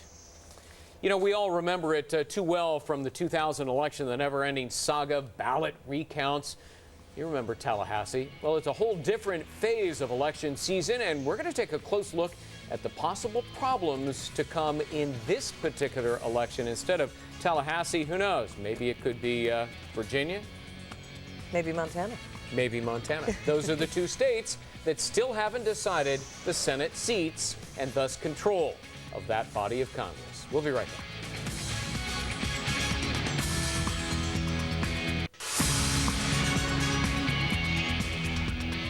Well, the votes are in, the ballots have been tallied. Now maybe the recounts will begin. Nationwide problems at voting locations, widespread voting machines malfunctioning, charges of voter fraud. Kind of the same story we had in 2000. Not that bad, though. Joining us here in New York is John Fund of the Wall Street Journal. Hey, John, first of all, before we get into that stuff, Virginia still contested, likely to be contested. Montana, perhaps. Where do you see the biggest brawl here over the results? Well, any place that's within the margin of litigation, which is what I call it. Virginia, by the way, this is deja vu all over again. 1 year ago in the Attorney General's race in Virginia, they went to a recount. It was not decided for about 2 or 3 weeks. It may take that long to decide this Senate seat. Montana similarly could be close. It is possible that we won't know the outcome of Senate control for 2 or 3 weeks, and there's a precedent for this. In 2000, Senate control hinged on one race in Washington State, Maria Cantwell. We forget about it because of Florida was the same year. Right. That took a month to resolve. You know, these new voting systems that have cropped up since the 2000 election recount debacle, they're only as good as the people who program and use them, right? Yes, although there are a lot of safeguards. I think there are problems with the electronic voting machines that hinge mostly on training. You have elderly poll workers who are technophobic. You've got voters who aren't used to them. A lot of people were using the machines for the first time. I think in general they're better than the paper ballots, because paper ballots, as we remember from Florida, can be smudged, they can be indistinct, they can be subject to different interpretations. But I don't think the internet conspiracy theorists really got a lot of traction out of today. There's no evidence that there was really hacking into the system. What about sabotage? Time magazine ran a story that said a Princeton computer scientist was able to insert rogue programs that permitted votes that had already been cast to be redistributed, and all he had to do was install this sort of pre-programmed chip. You know, remember those late night things where they shove the slice and dicers and all of those interesting little gizmos? They never quite work the same when you bring them home. Same thing here. Pancake. It's very easy to have a TV demonstration of how to hack into a system. It's much harder under a real election situation. We've had optical scan machines counting ballots, electronic ballots, for 30 years. We've never had never had a verified case of sabotage. Have you seen Barry Levinson's movie starring Robin Williams? What is it? Man It's all of the about Year? vote fraud, absolutely. Voter fraud. Yeah. So that's not real? Well, again, I think sometimes it is and sometimes it isn't. We have to wait for evidence. I haven't yet seen, and by the way, Joe Andrew, the former Democratic National Committee chairman under Bill Clinton, agrees. We've never yet seen evidence of hacking into a system not being detected. John, we even got a little story late night, Senator Clinton telling reporters that her daughter Chelsea was turned away from a polling site because her name didn't appear in a book of registered Well, that's voters. why we have provisional votes. And that's going to be one of the things that may factor into the Montana and Virginia Senate rates. If your name isn't on the list, you're handed a paper ballot and said this is a provisional vote, it will count once we verify that you should have been on the roll. Now, you said there are backup systems, but I also read that with some electronic machines, there's no such thing as a real recount because there's sort of a lack of a paper trail. Some of the machines don't have a paper trail, but there's also the opposite problem. Let's say you have the paper trail. 5 to 10% of those paper trail verification ballots themselves are smudged and indistinct. The ink ran out of the machine, the roller got caught. How do you actually count? I think the best way to go is we need to make these electronic machines better, not abandon them. For example, the ATM machines work great. You get your cash from them all the time. One of the problems with electronic voting machines is we do it on the cheap. It costs 1/8 the amount of that ATM machine to build one of these electronic voting machines because they don't have the duplicate backup systems. Yeah, it's not that I'm looking, I don't regret the days of the hanging chads. It was good for us, kept us on the air, right? There's always going to be a problem. Electronic voting machines handled properly with proper training are better. Oh, look, there's a hanging chad.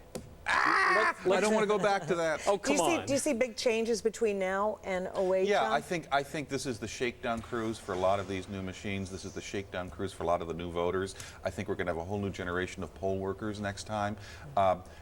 I like to think that we're going to get it right next time. All right. Let's move away from machines to people. Where did the Republican Party mess up? For the last 2 years, consistently. A lot of Republicans came to Washington in 1994 and they said they were going to drain the swamp. A small but significant number of them decided that instead it made a great hot tub, and they went native. And pork barrel spending is a classic example. Right. Earmarks. Earmarks were bad under the Democrats. They became worse under the Republicans. And every time that you told the Republican leadership these earmarks are bad, they lead to scandal, they lead to embarrassment, they're not constitutional, their response is, our members need these to get reelected. Well, tonight we learned often getting these things hurt members because a lot of these members with the biggest pork barrel projects went down to defeat because their conservative base stayed home in disgust. But why didn't the economy help at all? Well, that's two factors. Iraq blots out the economy. In 1966, Lyndon Johnson had a great economy, but he had Vietnam. Republicans made big gains against the Democrats in '66 because of Vietnam. Second, I think you can be a victim of your own success. Since Ronald Reagan, I think, took the economy on an economic growth path 24 years ago, we've had economic growth for 24 years, except for 2 short recessions. If you're under the age of 40, you don't remember Jimmy Carter and those gas lines. You don't remember Jimmy Carter and 21% interest rates. The problem is a lot of people under the age of 40 think the economy is supposed to be good all the time. Therefore, they give less credit. Just take it for granted. It's the natural order of things, exactly. 5-6 months ago, everybody was focusing on immigration reform and border fences and security and so forth. If you had a monomaniacal focus on immigration, if all you talked about was closing the border, you lost last night. J.D. Hayworth in Arizona, perfect example. Randy Graff in Arizona, perfect example. They went down to defeat because voters may be concerned about immigration, but if they think that's the only thing you're going to talk about, they're going to ask for a bigger menu. Right. All right, we are asking you to stick around, stay awake with us We here. have a bigger menu for you. Yeah, we do.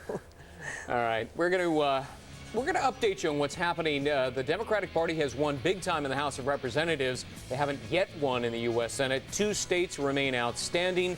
They are Virginia, Montana, too close to call this hour. We're going to update you in just a moment. Don't go away.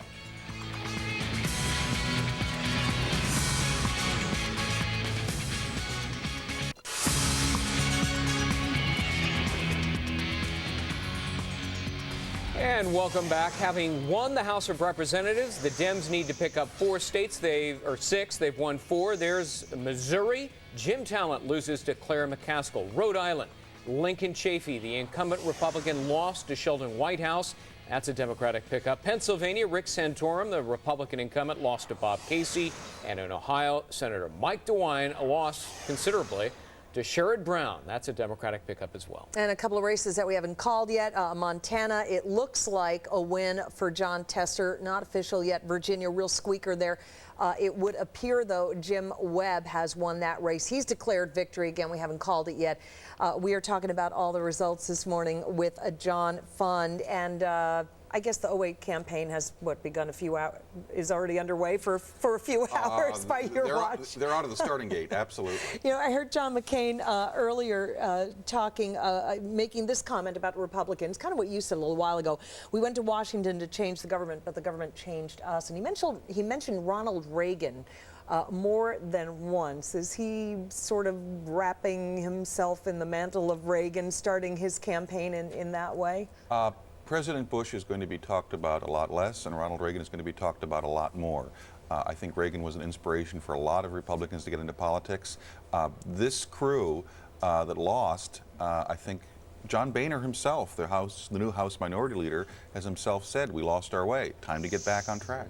Who's the other Republican? Rudy Giuliani, who's going to be looking for the White House, the road to the White House? He certainly will, but remember, he and McCain share a lot of the same constituency. Moderate, reform-minded Republicans. There still will be a conservative candidate. I think it's probably going to be Mitt Romney, the governor of Massachusetts. Right. And he is picking up a lot of support among religious voters and fiscal conservatives. How's his name ID, though, nationwide? Well, you know, you only have to know Iowa and New Hampshire to get a real start on this race. Yeah. That's why people tend to focus in those 2 states. You start there, and then you go big time into Broadway. Yeah. Now, speaking of name recognition, Hillary Clinton, right? Now, did the Republicans blunder by not putting up a strong senatorial candidate against her? I mean, now she was free to travel the country and really kind of rack up all these IOUs over the past few months. Looking at her margins and looking at the Democratic tide this year, is there anyone who given her a really strong race? True. I doubt it. She raised $40 million. She raised a lot of money around the country. She built up a lot of chits. She has solidified her status as front runner for the Democratic nominee. In fact, she's on the cover of New York Magazine. I'm not surprised. That just came out today, and essentially it says, you know, it begins now. And obviously, look at that over John Spencer, who was really beyond Yonkers, where he was mayor one time. Really a nobody. What happened to the Republican Party in New York, headed by George Pataki, who also has presidential aspirations? They didn't put up a credible candidate for any of the offices statewide. They couldn't even beat the state controller, who was an ethical waste dump. Right. Look, the Republican Party became the party of patronage in New York and not principle. Right. And eventually that catches up with you. You know, we had heard from the Republicans in the waning days of the campaign that turnout was the key to their success. We had the turnout, but we didn't have success for the Republicans. Well, so what? A lot of them stayed home because they were embarrassed or disgusted. The real success story for the turnout are the Democrats. The Democratic interest groups, whether it's the unions or the activist groups, the netroots, they did a great job of turning out their voters. In fact, on opinionjournal.com and in today's Wall Street Journal, I have a piece about one of the more controversial liberal groups, Acorn. They had 4 workers indicted in Kansas City for voter registration fraud. Acorn was a very effective group, but some of their methods may now get some scrutiny. You know, Barack Obama is second only to Hillary Clinton in some of the polls that are looking at 2008 already. He was on the campaign trail pretty heavily. For example, in Maryland, he helped Ben Cardin win, who was a very troubled candidate, won barely. Didn't help Harold Ford down in Tennessee. But does a Democratic win in the House and maybe the Senate elevate his stature as a campaigner? I think he's getting a lot of attention right now to sell books. I think he's positioning himself to be a vice presidential choice for Hillary Clinton or someone else. Ultimately, I don't think he runs for president. I think Hillary will get a challenge, but I think it'll come from Al Gore. While we have Ford and Corker up in Tennessee, you surprised by this? I think Harold Ford ran a brilliant campaign. He did the best possible job you could as a Democrat coming out of the Memphis political machine, which has a bad reputation in that state. We're going to hear more from Harold Ford. The Tennessee machine or the Harold Ford family machine? Well, that's the problem. Harold Ford himself is a very nice guy, very popular, but he has a lot of relatives who are under indictment in Memphis. And that's always a problem, isn't it? What do you think, John, we are going to hear? What would you like to hear from the president? We're expecting to hear from him later this morning.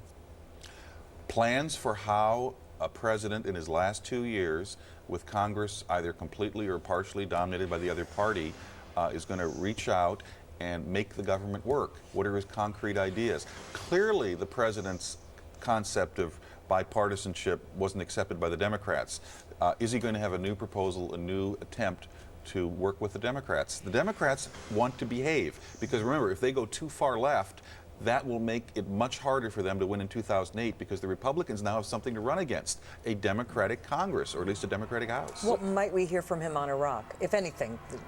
Well, the Baker-Hamilton Commission, Jim Baker, former Secretary of State, Lee Hamilton, former Democratic chair of the 9/11 Commission, they're going to have recommendations on options for Iraq. It'll be interesting to see if the president takes some of those and runs with them. Yeah, that's his excuse, in a way, to change course. I've got this commission I appointed, blue ribbon panel, people I respect. They say this, now I'm going to do this. I think it's baked in the cake. Rumsfeld? I think Rumsfeld stays, and I don't think this is a question of personnel. I think it's a question of policy.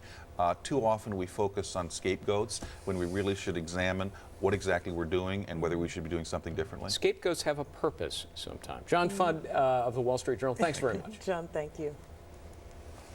And thanks, everybody, for being with us. It's not over quite yet. There are 2 states that hang in the balance, the power in the U.S. Senate. They are Virginia and Montana, too close to call, so we're going to continue to cover it here. I'm Greg Jarrett. And I'm Bridget Quinn. More coverage continuing now with Fox and Friends. They're up next.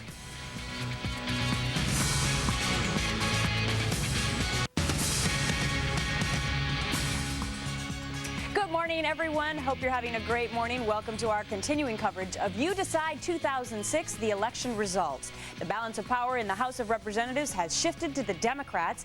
They take control of the House after being out of power for a dozen years. Things are still up for grabs in the Senate, though. Democrats have gained 4 seats, but it will all come down to 2 key races. We all go out, we vote, we argue, we vote. But also, we'd like to say that the votes are in and we won. And you see it there, one of those too close to call races in Virginia. It hasn't been called yet, but Democrat Jim Webb is already claiming victory. The difference is so close that a recount is absolutely certain. We're also watching for the Senate race in Montana to be called, plus election results from coast to coast on this special edition of Fox and Friends.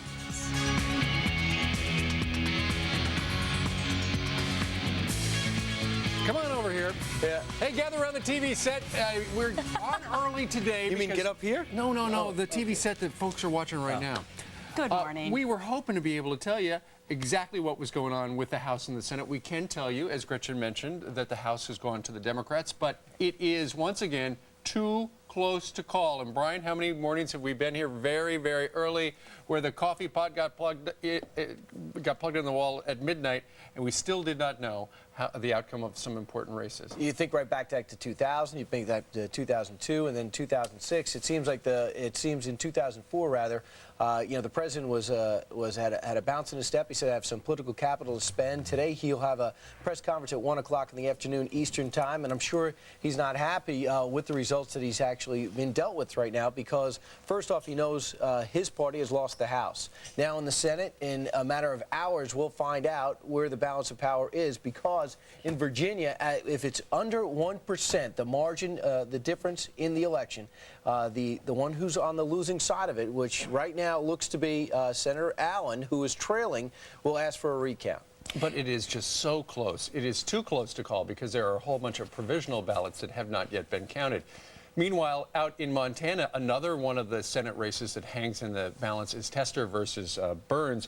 And apparently, the computers in Flathead County have failed overnight. And so all of the ballots had to be counted by hand. And that's something that's going to take through the night and probably will not be decided until sometime Wednesday afternoon. So two big key races hanging in the balance. And I guess we're not surprised that we don't have all of the results this morning. We've been talking about this for days, that the electorate would be motivated to go out and vote, and it appears both sides were motivated to go out and vote, because in this case, they're so close. Guys, we're talking about, hundreds and thousands of votes placed in these states, and if it's too close to call within 1%, I mean, it's amazing. I think in a way it's energizing to see that people wanted to go out and place their votes, and that it is this close. It could be actually, I think, weeks before we know the results, at least in Virginia. I read something this morning that said November 27th will be the day that we will know that decision. Don't tell that to Jim Webb. Jim Webb just said I won, and so John Tester go I won. So you don't blame them at all for saying that, because they're up by a few thousand votes on each of them. They want to win, and it's here's close. How it stands right now. Webb's got 50% of the vote. Allen's got 49%. Just a number of, it looks like about 8,000 votes separate the two out of 2.2 million cast in the Commonwealth of Virginia. Let's go through some other ones, because I know a lot of them had a lot of intrigue. There was these comeback stories going on across the country. It looks like Rick Santorum's comeback is not complete. Bob Casey Jr. does walk away with this. He addressed a big crowd a short time ago. So he takes out the third most powerful Republican in the Senate. He does not get another term, and he was quite gracious in defeat with Senator Santorum. And Santorum himself was one of the candidates who had been targeted by the Democrats. Did I steal your pen? I don't think so. Did you see? Oh, you didn't. This one has a cap. Sorry, I was looking for my pen. Excuse me. I wanted to write notes, because what Steve was saying was so important that I wanted to write notes. And I couldn't find my pen. I'll get a transcript for you. Hey, Scott, could you take camera 3? Would you like to issue an apology? I'd like to send it via email, okay? No, I think you should address the people. And I'd like to attack a lot of other people at the same time. Okay, go ahead. Just like that. Address the people. I wholeheartedly at 5:04 a.m. Eastern Standard Time. Just the facts, And what's the date today? November 8th? It's a Wednesday, just like any other Wednesday. I wasn't sure of the day. I'd like to sincerely apologize to Brian. What's your middle name? Michael. Michael, kill me. BM. Okay. Thank you very much. All right, back to what we were saying. Our regular scheduled broadcast, which is live election results. So anyway, I had been saying that the Democrats had targeted Rick Santorum, the number 3 most powerful senator on the Republican side in the U.S. Senate. And indeed, it was a tough race, and Santorum was down for quite a bit of the race. And there, the final, it looks like a gain, as you can see, for Casey, resounding 59 to 41%. And then you go to Missouri, and Claire McCaskill, who had that very potent ad, which starred Michael J. Fox talking about Parkinson's and stem cell research and stuff like that. She was supported by the outpouring of support she got after that ran. And in fact, as we look at the results right now, she's up by over talent by over 100,000 votes, 49 to 47%. Last night, she did thank the former Family Ties star himself. Listen. I'm very grateful to Michael J. Fox, because he was brave and committed, and I thought that the commercial was powerful. But frankly, one of the things that really helped me was Rush Limbaugh's response to the ad helped raise me a lot of money. That's very interesting that she would thank Rush Limbaugh. And that, of course, Limbaugh created controversy when he accused Michael J. Fox in that ad of acting potentially and not taking all of his medication. Those comments sort of backfired on... Stirred people up? Yeah, it certainly did. You know, it's interesting, a lot of things that were also on the ballot measures, as well as who was going to be elected. And in Missouri, they did vote to allow stem cell research, including on embryos. So it appears that not only did McCaskill gain from Michael J. Fox's ad, but the actual issue that he was discussing in his relationship with Parkinson's disease also did pass in Missouri. In Rhode Island, he acted a lot like a Democrat, but he lost like a Republican. Senator Lincoln Chafee's comeback was not nearly as close as or as formidable as we thought. White House does take Chafee, who has got a big name in Rhode Island. That's a heavily Democratic state, and that's a substantial victory. 6 points there. Yeah, it is interesting. You're exactly right, Brian, because Chafee really was an independent and oftentimes voted with the Democrats, and yet he was punished, as many Republicans were yesterday, for the war in Iraq and also voter anger toward George Bush. That, according to the Fox News Opinion Dynamics polls and also the exit polls that were reported by all of the television networks. All right, coming up in the next 4 hours, we're going to talk about, we're in early, and that's why it's so important we all have our pens at the ready. Well, you know what? It's miraculous that we're all three sitting here, don't you think, first and foremost? Why? I think I'm going to get a pen during the first commercial. Well, you know, it's I'm surprised Joel hasn't offered. Because it's early? Yeah. Well, did you guys stay up late? I stayed up till 10:30 Eastern time. 10:30? What about you, Steve? I went to bed at 9. I knew it was going to be. No wonder I got the machine. I was absolutely right. So anyway, this morning we're going to be talking about some of the election surprises, also the legal battles. If you were scanning the internet yesterday, you saw that there were all sorts of legal problems brewing, machines broken, wrong voter registration books. In fact, Chelsea Clinton went to vote yesterday in Chelsea, a part of New York, and they said, sorry, you're not in the book. Yeah. Turns out they had the wrong book. And just let me bring that up, too, because in the provisional ballots, which are going to decide who's going to win in Virginia, if the provisional ballots are collected in the wrong precinct, they won't count. Uh-oh. All right. So what do all these results mean for the White House and the likely Speaker of the House, Nancy Pelosi? We're going to be discussing that as well. And Representative Rahm Emanuel, he was really the guy who masterminded this Democratic front.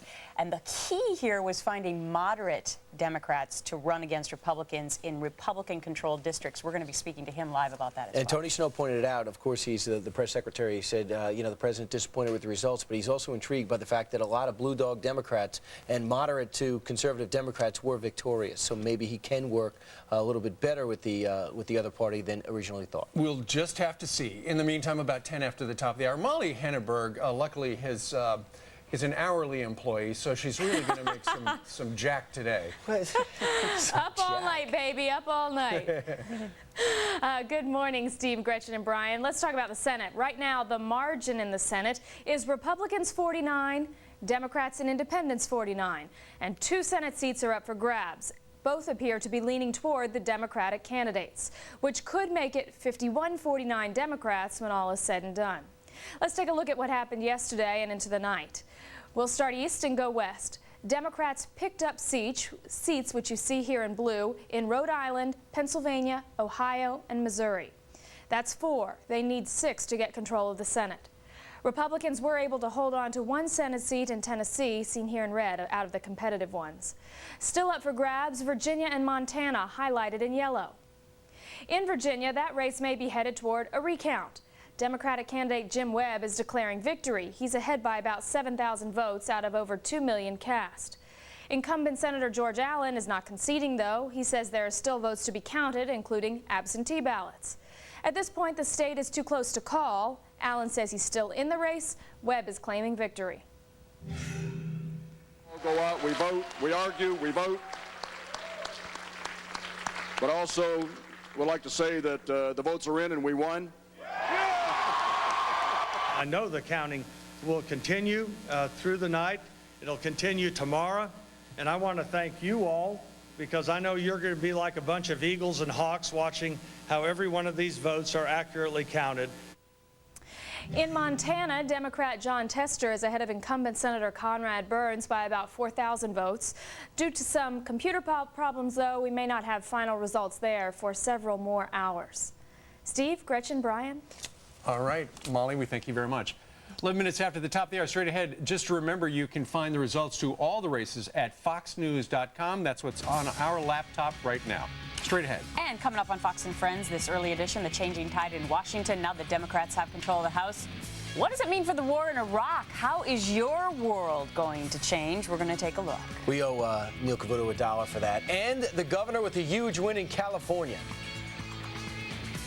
I love doing sequels. I love doing sequels, I tell you.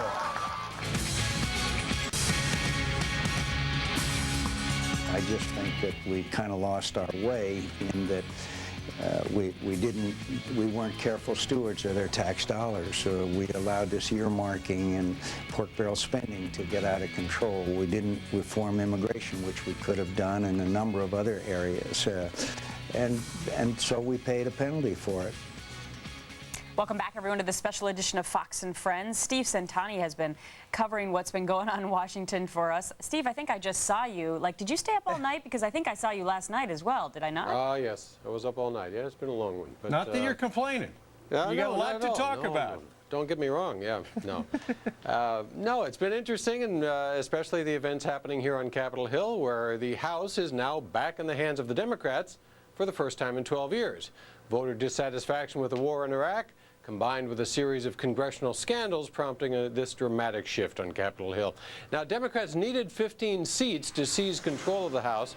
So far, they've picked up at least 26 seats. So here's the way it looks now in the House of Representatives. 228 Democrats, 206 Republicans, and they're not all counted yet. All this, of course, means Dennis Hastert is on his way out as House Speaker, and Nancy Pelosi of California is likely to be the next Speaker, the first woman to become Speaker of the House in U.S. history. She promised an open, honest, and ethical Congress. She said Americans have voted for a new direction, especially in Iraq, she says, where staying the course, she says, has not made the U.S. a safer place. Another Democrat, meantime, Steny Hoyer, rallied the troops for the changing of the guard. We will follow an agenda to lift up our people, bring America together, and put us on the right course, not stay the course. Meantime, this victory also sets the stage for a battle over the minority leadership in the House. John Boehner may be out of a job, considering the poor Republican showing in Tuesday's election. He issued a statement saying he's disappointed with the outcome, but he goes on to say if Republicans stand together and unite behind solutions and ideas that move us closer to our common vision of a freer, more prosperous America, I'm confident the American people will return us to the majority in 2 more years. So, bottom line, once again, Democrats have gained at least 26 seats, taking control of the House for the first time since 1994. Gretchen, Brian, back to you.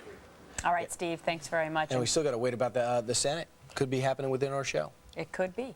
And coming up, we'll have the man who led the Democratic effort to win back Congress. But first, Gretchen, let's run down the biggest surprise of the election night with David Hawkins in D.C. We know you're probably getting up for the first time, so he's the managing editor of Congressional Quarterly Weekly. He can put an instant perspective for us. David, first off, it looks like we have the first time in American history a Madam Speaker. What's it going to mean? Well, I think it'll mean history, of course. Yes, I don't think there's any doubt but that Nancy Pelosi will be the next Speaker. She's unchallenged.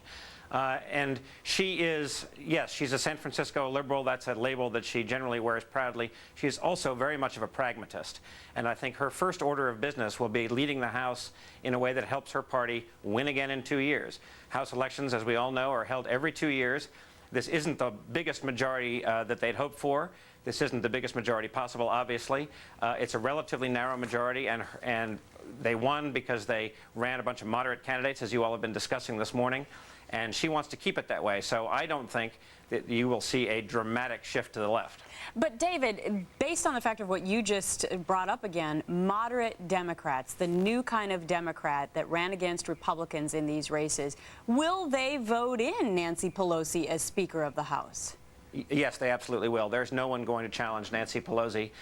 She is their leader. She is the one who's held them together in the minority for the past several years. The race that is going to indicate whether it's going to be a more moderate or a more liberal leadership is probably going to be either for majority leader or majority whip. The man you've been showing on your screen, Rahm Emanuel, he wants to capitalize on the credit he's getting for helping the Democrats win back the House by coming back to Washington next week and winning election to one of the top leadership jobs. There will also be a race probably for majority leader between Steny Hoyer, who you just saw on camera, and maybe Emanuel or John Murtha, the leading critic of the war. So it's going to be interesting to see how that comes up. So I think what you're indicating is that they're going to find an issue that they can capitalize on and look like they maybe could get through to make the mandate seem necessary. So it all leads to immigration, doesn't it? Because that's the closest they are to the president. That's exactly right. The three words that I've written down are immigration, education, and compensation. Probably the quickest thing that will happen will be an increase in the minimum wage. Nancy Pelosi says she wants the House to pass that on their first day in control in January. I think there's very little political incentive for the president to resist that. The minimum wage hasn't gone up in a decade. That'll probably happen pretty quickly. But then, yes, immigration. The Republican House majority of last year was far away from the president. They spurned the president's idea. Most Democrats generally agree with the president in general on immigration, that it should be a combination of increased law enforcement and a guest worker program. So in this case, the president actually might get a more friendly House than the one that he's leaving behind. All right, David Hawkins, Congressional Weekly, thank you very much for getting up so early and joining us this morning. We appreciate your thoughts. And supplying us with your first catchphrase, immigration, education, and compensation. Meanwhile, coming up straight ahead, don't forget you can find the results of all the races on FoxNews.com. Just ahead on Fox and Friends First, though. It's first squared, right? Yes. The next Speaker of the House is likely Representative Nancy Pelosi, as we've been discussing, with her San Francisco values. Where will she try to take Congress? We're going to explore that when we come back.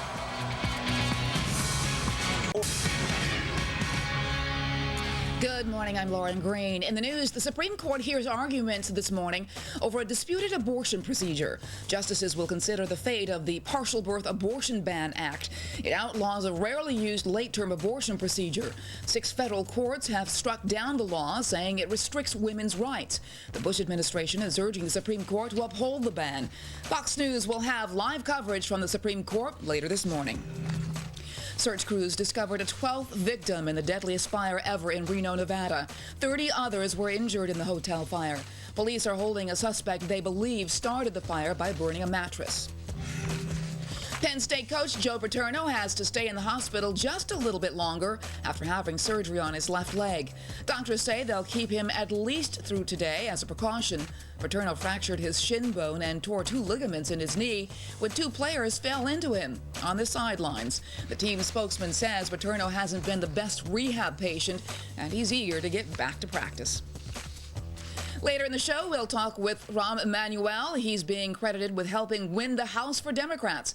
And let's go now back to Steve, Gretchen, and Brian. Thank you very much, Lauren Green. All right, coming up, we're going to hear from RNC Chairman Ken Mehlman and DNC Communications Chair Karen Finley. But first, we go to Beverly Hills, home of swimming pools, movie stars, and Anita Vogel today. And the Clampetts. That's right, Jed, wasn't it? And Anita's there to tell us more about the governor there and other governor races across the country. Hi, Anita. Well, hi, good morning, guys. While Republicans didn't have a whole lot to celebrate around the country, let me tell you there was quite a party here at the Beverly Hilton just a few hours ago in honor of Arnold Schwarzenegger.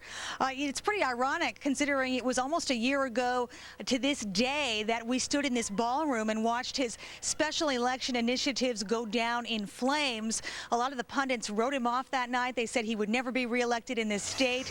But lo and behold, a year later, he has earned a second term in the governor's office. Now, how did he do it? By moving to the center. He fired most of his communication staff. He hired a Democrat to run his office. He began working with the democratically controlled legislature and backing issues he once resisted, things like the minimum wage hike, a cap on prescription drug costs, and greenhouse gas emissions. He stopped calling the legislature girly men, and to cap it off, he hired 2 strategists from the Bush White House to help him out. Tonight, he reaped the rewards.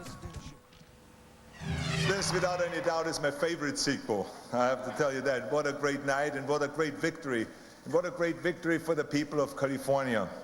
Let me just start saying thank you to the people of California, because tonight they've once again put their faith and confidence in me. And I promise you, in the next 4 years, I will protect your values and I will protect your dreams. And Schwarzenegger ended up beating his Democratic opponent, Phil Angelides. Tomorrow, it is right back to work for Governor Arnold Schwarzenegger. He is leaving on a trade mission to Mexico, where he will meet with President Vicente Fox and the new president-elect Felipe Calderon. Back to you guys in the studio. Thanks, Anita. Back in 2. Good morning, folks, and welcome to our continuing coverage of the You Decide 2006 election results. The balance of power in the Senate comes down to 2 races that right now are too close to call. In Virginia, the vote is so tight that a recount is all but inevitable. Though the Democratic challenger is already declared victory at 1 a.m. this morning. The other Senate race that could make all the difference is in Montana, where Jon Tester and Conrad Burns are neck and neck. The House is a different story, where Democrats have swept into power. Nancy Pelosi and her San Francisco values likely to become the next House Speaker. She says her party has made history, and now it's time to make progress. We've got complete election results, plus reaction from Tom DeLay, Congressman Rahm Emanuel, and RNC Chairman Ken Mehlman, all on this special edition of Fox and Friends for a Wednesday.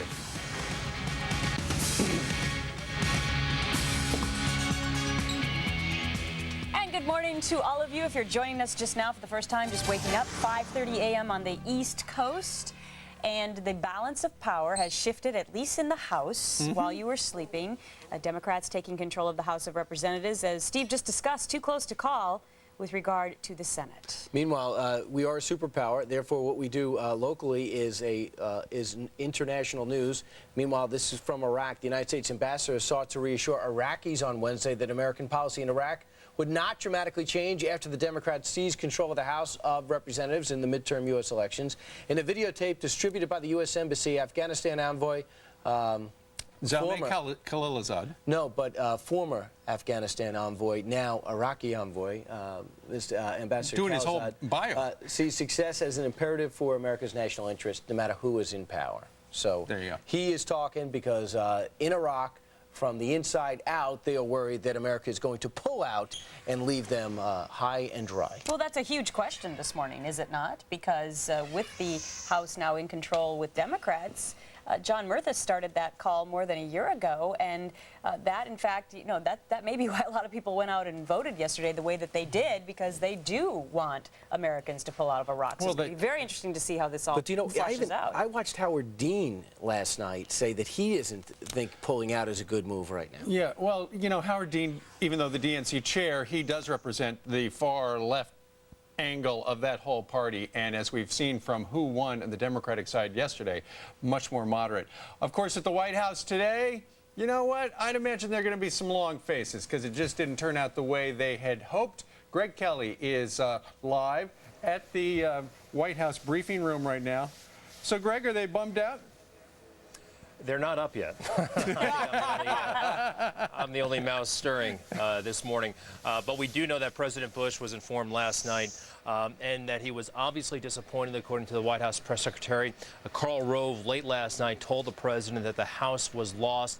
He had a relatively short list of congratulatory phone calls to make. He only made one to Congressman Tom Reynolds. He's head of the Republican Congressional Campaign Committee in upstate New York. He faced a tough race.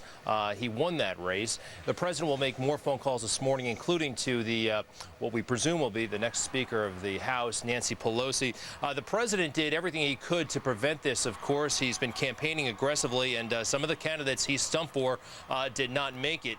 Now, you're looking right now, President Bush with Conrad Burns. That's the race in Montana.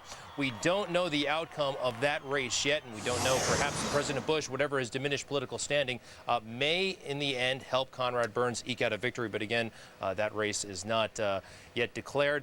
And we also saw President Bush campaign aggressively for Jim Talent, the man you see right there on the right of your screen. He lost to Claire McCaskill despite a weekend push by President Bush all over the state of Missouri to help out Talent. Was not able to pull out a victory. And what political analysts are saying this morning is that the world really has changed for President Bush, and this has been a rebuke really of him and his policies in Iraq. Reflects widespread disapproval, and they're also saying that the strategy of governing to the base and campaigning to the base has in some part been invalidated. Now, President Bush has some tough questions to face. He was to the end, very optimistic about his party's chances, at least publicly. He'll have a press conference at 1 o'clock this afternoon right across the street at the White House. Back to you guys in New York. Yeah, thank you very much, Mr. Kelly. And of course, Greg was touching on what the press conference that President Bush will have at 1 p.m. Eastern, and a lot of people are wondering when, in fact, he will also be calling the likely new Speaker of the House, Nancy Pelosi.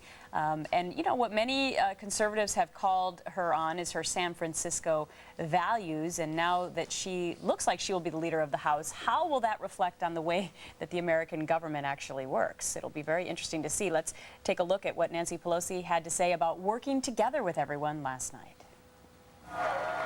We are prepared to govern, and we will do so working together with the administration and the Republicans in Congress in partnership, not in partisanship. So Nancy Pelosi coasting to a win in her district. There you can see she's got 80% of the vote counted and 101 votes in all. 100% of the precincts reported. So you know what, with Nancy Pelosi and her San Francisco values as the likely Speaker of the House, what's going to happen? Well, Brian, you touched on it a little while ago, and so did one of our guests, where they said that there's a better chance that the President of the United States is going to get what he had wanted in the last 2 years, and that is a guest worker program for, you know, a lot of illegals. Plus, you can expect that between the two of them, Emanuel and also Nancy Pelosi, I bet there are a bunch of investigations into the president's, you know, the administration's controversial policies, including the war, the intelligence community, and I'd also expect a whole bunch of gridlock. Yeah, Rob Emanuel will be joining us shortly to talk about that, because he is going to be one of the Democratic heroes from this, along with Senator Schumer. They were the two ones who sparked the strategy of going, hey, let's get some moderates in there. Let's step aside and for a while, keep a lower profile, and see if we can actually take the House and possibly the Senate. And both could indeed happen. A little bit later on today, we know the president's going to pick up the phone and call who looks to be the Speaker of the House, Nancy Pelosi. And he made one call yesterday. Do you know who it was, too? Yep. Tom Reynolds. Tom Reynolds, because he was down, then he was up, and now he's still in. He keeps his seat in New York. So that's who the president called. It's going to be an interesting series of questions the president gets at 1 o'clock Eastern Time. We're carrying it live. It's going to be interesting to see the tone the president sets for his last 2.25 years. Also, you mentioned Emanuel, and he, of course, had been instrumental during the Clinton administration, and if indeed they're priming the pump for a Hillary run, he'd be the guy you'd want in there. And, well, he's the guy in there. All right, real quickly, you want to see the weather? I got weather. Yeah. Take a look, Northern Plains, a little bit of rain right there between Canada and North Dakota, also through portions of Michigan and the Great Lakes area. And we had a frog strangler in my neck of the woods this morning driving into work, and rain right down through the Virginias west and also the regular, Commonwealth of Virginia as well. Some of these are a little on the heavy side as they coast through Pennsylvania. And as you can see, back through portions of the Ohio and the Tennessee Valley. So kind of a rainy start across the eastern third of the United States. Let's go ahead and take a look at the Wednesday ahead here in the Northeast. Rain, as you can see, all the way from New England down through the mid-Atlantic. And then it's going to be nice and dry across much of Florida. Real quickly, let's go ahead and take a look at Texas. Beautiful. Temperatures in the 80s up in the Northern Plains. Rain and temperatures in the 50s, only 56 in Duluth. And finally, Southern California, sunshiny in San Diego. Out in Tahoe, looks like they're going for a high of 52. Some rain there, also some rain in Spokane, Washington. Out in Montana, where it is still too close to call, I'd call it a pretty nice day. Dry, and temperatures today in the 40s. All right, and Vail today, 53. All right, that's a real quick look at your Fox Travelcast. By the way, we will have more. You know, I'm going to Texas this weekend, and it's going to be the balance. It's going to be the battle of the books, because I'm going to be going to Houston on Friday at 7:30 at Borders on Kirby, and then Saturday at 2, Borders at the Preston Oaks Shopping Center, Dallas, Texas. All about the Mr. and Mrs. Happy Handbook, the #1 humor book in America. All right, quick look at your Fox Travelcast and talking about what I'm doing this weekend. Brian, you want to go with me this weekend? I'd like to, but I have to raise my family. I'd like to go because I used to work in Dallas. Let's go, Gretch, come on. Hey, I'd like to put on my cowboy boots and head on back down there. They got great restaurants down in Dallas. You ever notice that? Look, they have Fridays and Bennigan's, and they have Applebee's. It's fantastic. All those sound great when you live in the city because they don't really exist. Hey, what's a frog strangler? Frog strangler, when there is so much rain that the frogs look up to see the rain, and their mouths just are naturally open when they stick their head up, and they drown. There's that much rain. Frog strangler. I thought you said you worked in Texas, sister. I did, but is that a Texas term? That is something that you'll hear in the Plain States. If I can address the frogs, don't look up. Exactly. Same thing with the turkeys. Turkeys do the same thing. Right, but it's no problem. We can eat them. Sure. You can eat the frog frogs. legs too. Tastes The like French. chicken. Yeah? The French love the frogs. Well, just the leg parts. Oh, okay. We'll get you some in here before the end of the show. You promise? Yeah, we can get some frog legs. Okay. You never know. Eat. All right, just a quick reminder to check foxnews.com for Fox Stranglers and all your election race information. And coming up as well. Yeah, could problems at the polls lead to some court battles? There were some where you vote for Republicans or a Democrat, and it turns out the other guy got the credit. There were some problems. We're going to go inside that story with the judge, Napolitano, up early wearing the gown. Plus the architect of the Democratic takeover. It's his nightgown. You mean Rome. The robe. That's good. Good. I hope he doesn't still have his nightgown on. Anyway, we're going to hear from rising Democratic star Rahm Emanuel. This is the Fox News Channel. This is Fox and Friends Special Edition, America's Newsroom. We'll be right back. I'd look for a Brian Strangler.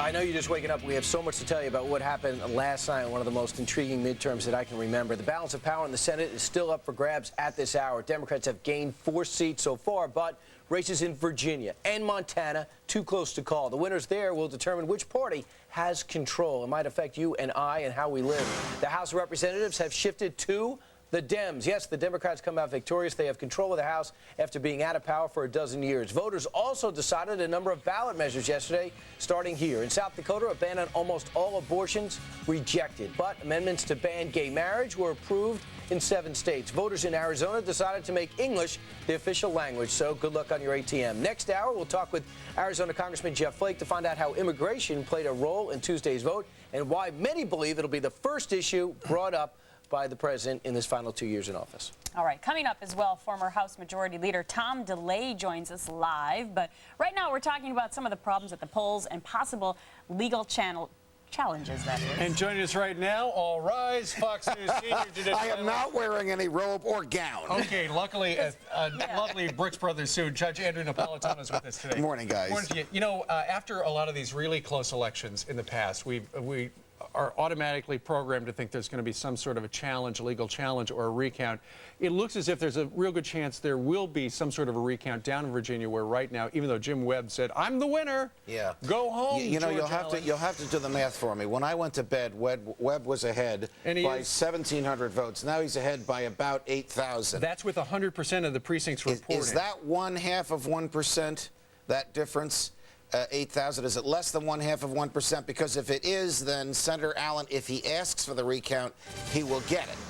But the recount is not a legal dispute. It's a matter of county clerks just re-adding the columns, making sure the numbers were added properly, making sure that absentee ballots were counted. Tell me about provisional ballots and if that's going to play a role. Are there ballots out there that have not been counted and only will be counted if something like this happens? Yes, they will only count provisional ballots if there's enough of the provisional ballots to make a difference. So if Jim Webb is ahead by 8,000 votes and there's 6,000 provisional ballots, they will not bother counting them, because even if all of them went for Senator Allen, it wouldn't change the outcome. Interesting. Okay, let's talk about some other little things that happen. Oh, I have a long list. It's in about 15 or 20 states. Exactly. But again, unless it affects the outcome, you're not going to hear about it. Really? Yeah. Okay, for example, Chelsea Clinton yesterday goes to try and vote in New York City. They tell her that her name's not on the right list, so she filled out a provisional ballot, right? Right. So in that case, again, it probably would not even be counted it wouldn't count and there'll be no litigation. I think we know who she voted for. Yeah, but but I'm just using that as an example of what you're saying. There's another example. Governor Mark Sanford of South Carolina. They wouldn't let him vote because he didn't have his ID card with him and he didn't bother to go back to vote. Right. That's not going to affect the outcome. He didn't bother to go back to vote?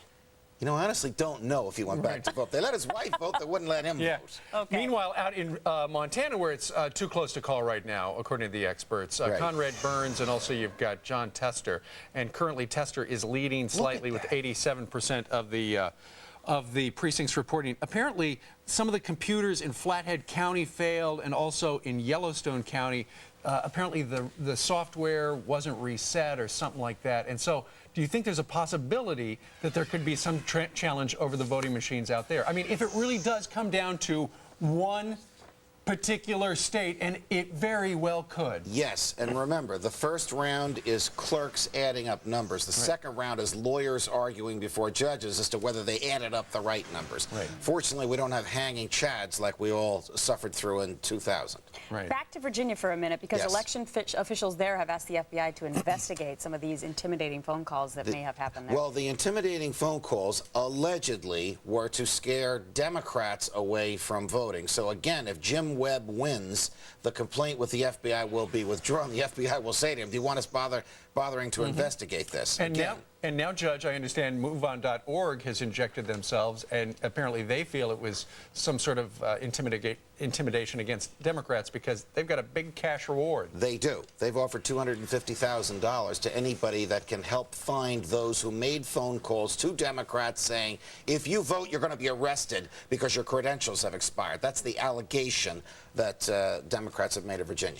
Judge, a lot of people went to bed last night. Well, you worked up until 2 o'clock Eastern in the morning, so tell me what happened. I heard Harold Ford was complaining, saying that people were going up to him saying they're hitting me, and it's coming up another name. Senator Santorum said that he was getting complaints from Philadelphia, other people trying to vote for him, and it was coming up for the other guy. You and I heard on our radio show earlier in the day that people in Pennsylvania were voting for Santorum, and it was coming up the full Democratic line.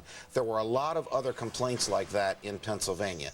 But because Bob Casey won by such a huge margin, there'll be no investigation and there'll be no litigation. That's like saying, that's like saying you attempt to murder somebody and, oh, by the way, they didn't die, so we're not going to investigate. You know, 2000... I mean, it is. You're right. You're right. 2000 taught us a lot of lessons, and it basically is, as long as it is obvious and clear that the person who won, the government's got better things to do than investigate how they got all their votes. All right. Judge Napolitano, thank you very much for joining us. Pleasure, guys. I think I'll see you in a little bit. Yeah, you're back. And I've got to live with this one for 3 hours. Hey, don't point at me this early. I can't wait.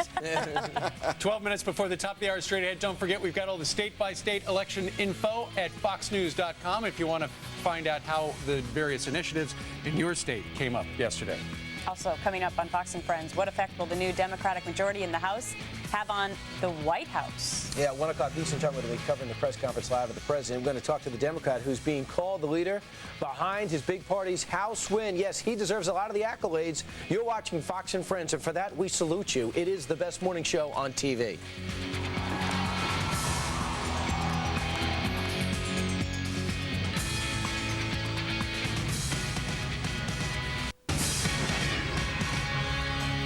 Good morning, I'm Lauren Green. In the news, the U.S. ambassador to Iraq assuring the Iraqi people that America's policies will not drastically change as Democrats gain control of the House. The message was delivered in a videotape distributed by the U.S. Embassy. It says President Bush sees success in Iraq as imperative for America's national interests. Miami police are searching for the killer or killers of a University of Miami player. Defensive lineman Brian Pato was found shot in the head at an off-campus apartment complex. Police say the circumstances of Pato's death remain unclear. The senior was expected to be picked in next spring's NFL draft. And Britney Spears appears upbeat, if a little off balance, as she takes to the ice skating rink at New York's Rockefeller Center, just hours after cutting K-Fed loose. The pop princess filed for divorce from dancer hubby and aspiring rap star Kevin Federline. The couple, married back in 2004, are the parents of 2 boys. Later in the show, Bill Kristol reveals the mistakes made in the midterm campaign and what it means for the race in 2008. And those are your headlines. More Fox and Friends right now. Thanks, Lauren. Coming up in just a few minutes, we're going to speak with Rob Emanuel. He is being hailed as the architect behind the Democrats' big House win. You know they're in control now. But first, what do the election results mean for the White House and the GOP? Where do they go from here, and what effect did the results have on the Iraq War? Ken Walsh is the chief White House correspondent for U.S. News and World Report. He joins us live from D.C. Good morning to you, Ken. Good morning. Nice to be back. Great to have you. You want to talk about the midterms or this whole Britney Spears thing? Well, it's up to you. Okay. Can we go midterms? Because I prepared for midterms. All right. For Brian, we're going to talk about the midterms. Ken, we are talking about the President of the United States, and while he may be a lame duck for the next 2 years, he's not a dead duck. He still has plenty to do. Right, he can exactly. do. Exactly. Well, I think you're going to see a brief window here. You're going to see a lot of olive branches thrown back and forth between Capitol Hill and the White House. But then I think that's going to give way to sort of a blizzard of subpoenas and oversight hearings and broadsides. But I think there will be a little window here in the beginning of the next year, and that's when I think the president might be able to get this comprehensive immigration plan through, which you referred to a little earlier. The Democrats are much more amenable to the idea of a path to citizenship, a guest worker program, in addition to border security. Part of that already passed. And you might also see some movement on energy. The Democrats, I think, can be brought into President Bush's sort of world on the idea of renewable energy, not nuclear, but on ethanol and other renewable energy sources that the president is now committed to. So I think you'll see some of that. But then I think the divisions are going to kick in. And that's where you're going to really see a very divisive and difficult period for the president, I think starting about, about 90 days or so into next year. Senator Olympia Snowe, a Republican out of Maine who once had a substantial victory, she said, with these results, it shows things have to change in Iraq. That's right. And a lot of us in Washington now are looking to see exactly what that means. I mean, the Democrats really were not very clear on alternatives. Some people in the Democratic Party have clear alternatives, some don't. But as a party position, there's really not a clear alternative there. The president has talked very vigorously during the campaign about keeping to his policy and so on, and criticized the Democrats very strongly. And there's a lot of bitterness there on both sides about this. So I don't really see where they get together on that. I don't think there'll be any limits on appropriations, which you saw at the end of the Vietnam War, at least for a while. But I think that there's a real, this Baker-Hamilton Commission, the Iraq Study Group. A lot of people have a lot of hope that that might break the logjam and maybe produce some consensus. All right, Ken Walsh is going to be the first one in the office today at U.S. News & World Report in D.C. Ken, thank you very much for joining us live today. Thank you. And attention, Ken and everybody else, don't forget FoxNews.com has all the latest information on every race from Election Day 2006. We can't cover it all face-to-face, but we'll try to do it on the screen and we'll try to do it online. Meanwhile, meet the man behind the Democrats' victory in the House. Live with us, Rahm Emanuel. And we take a look at what would Congress look like under a Speaker Pelosi and her San Francisco values, if that happens. Probably likely. You're watching Fox and Friends, the best morning show on television. Maybe ever.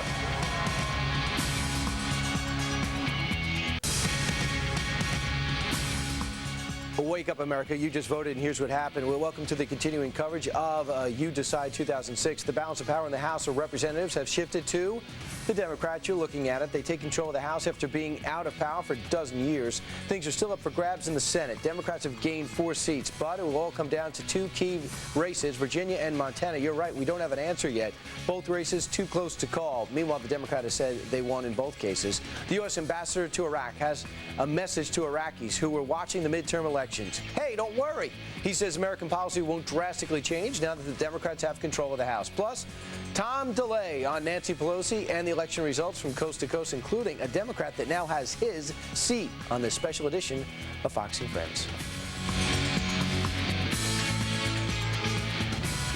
Welcome aboard. It's just about 6 in the east. It's 3 out west. And if you are just waking up, here's the news. The House has gone to the Democrats. And in the Senate, it is too close to call. There are still 2 big races that hang in the balance, Virginia and Montana as well. And it doesn't look as if we will officially have a winner in Virginia. Looks like they're going to have some sort of a recount and a canvass. Probably won't be until the end of the month, maybe. All right. Also, in an exclusive Fox News phone poll about the Virginia Senate race specifically, 26% of Virginia voters, this is how they break down. They're white, they're born-again Christians. They voted for Allen by 61% to the 31% margin. Yeah, 81% focused more on the issue than on personal character of the candidates, which is amazing because both focused on the personal character of their opponent. They voted for Webb 54 to 42%, though, overall. Meanwhile, there you can see in Virginia right now, Webb is leading Allen. That is with 100% of the precincts reported. However, because the voter turnout was so heavy, it does look as if there's probably a real good possibility that Mr. Allen will ask for a recount. In the meantime, last night, Nancy Pelosi did talk about Iraq. And so here's what she had to say, if you missed it. And so we say to the President, Mr. President, we need a new direction in Iraq.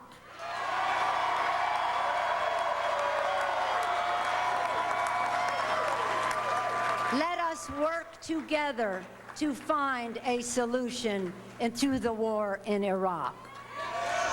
So John Podhoretz had a great comment. He said the Democrats were brilliant in saying we're against what's happening in Iraq, but not offering another plan. They said, therefore, they couldn't be criticized of it, but the war is easy to criticize on its surface. Well, they might be criticized now, because now that they are in power, it'll be interesting to see what they do. Funding for Iraq, a lot of talk about John Murtha getting some sort of a lauding position with regard to money that would be going to fund the continued war in Iraq. Now the Democrats will be on the hook, so to speak, as the Republicans have been for the last couple of years, as far as providing answers about what we're going to do about Iraq. I'll tell you what, in the Commonwealth of Virginia, the turnout yesterday was apparently spectacular. Meanwhile, down in Florida, not as many people voted this time around as did last time.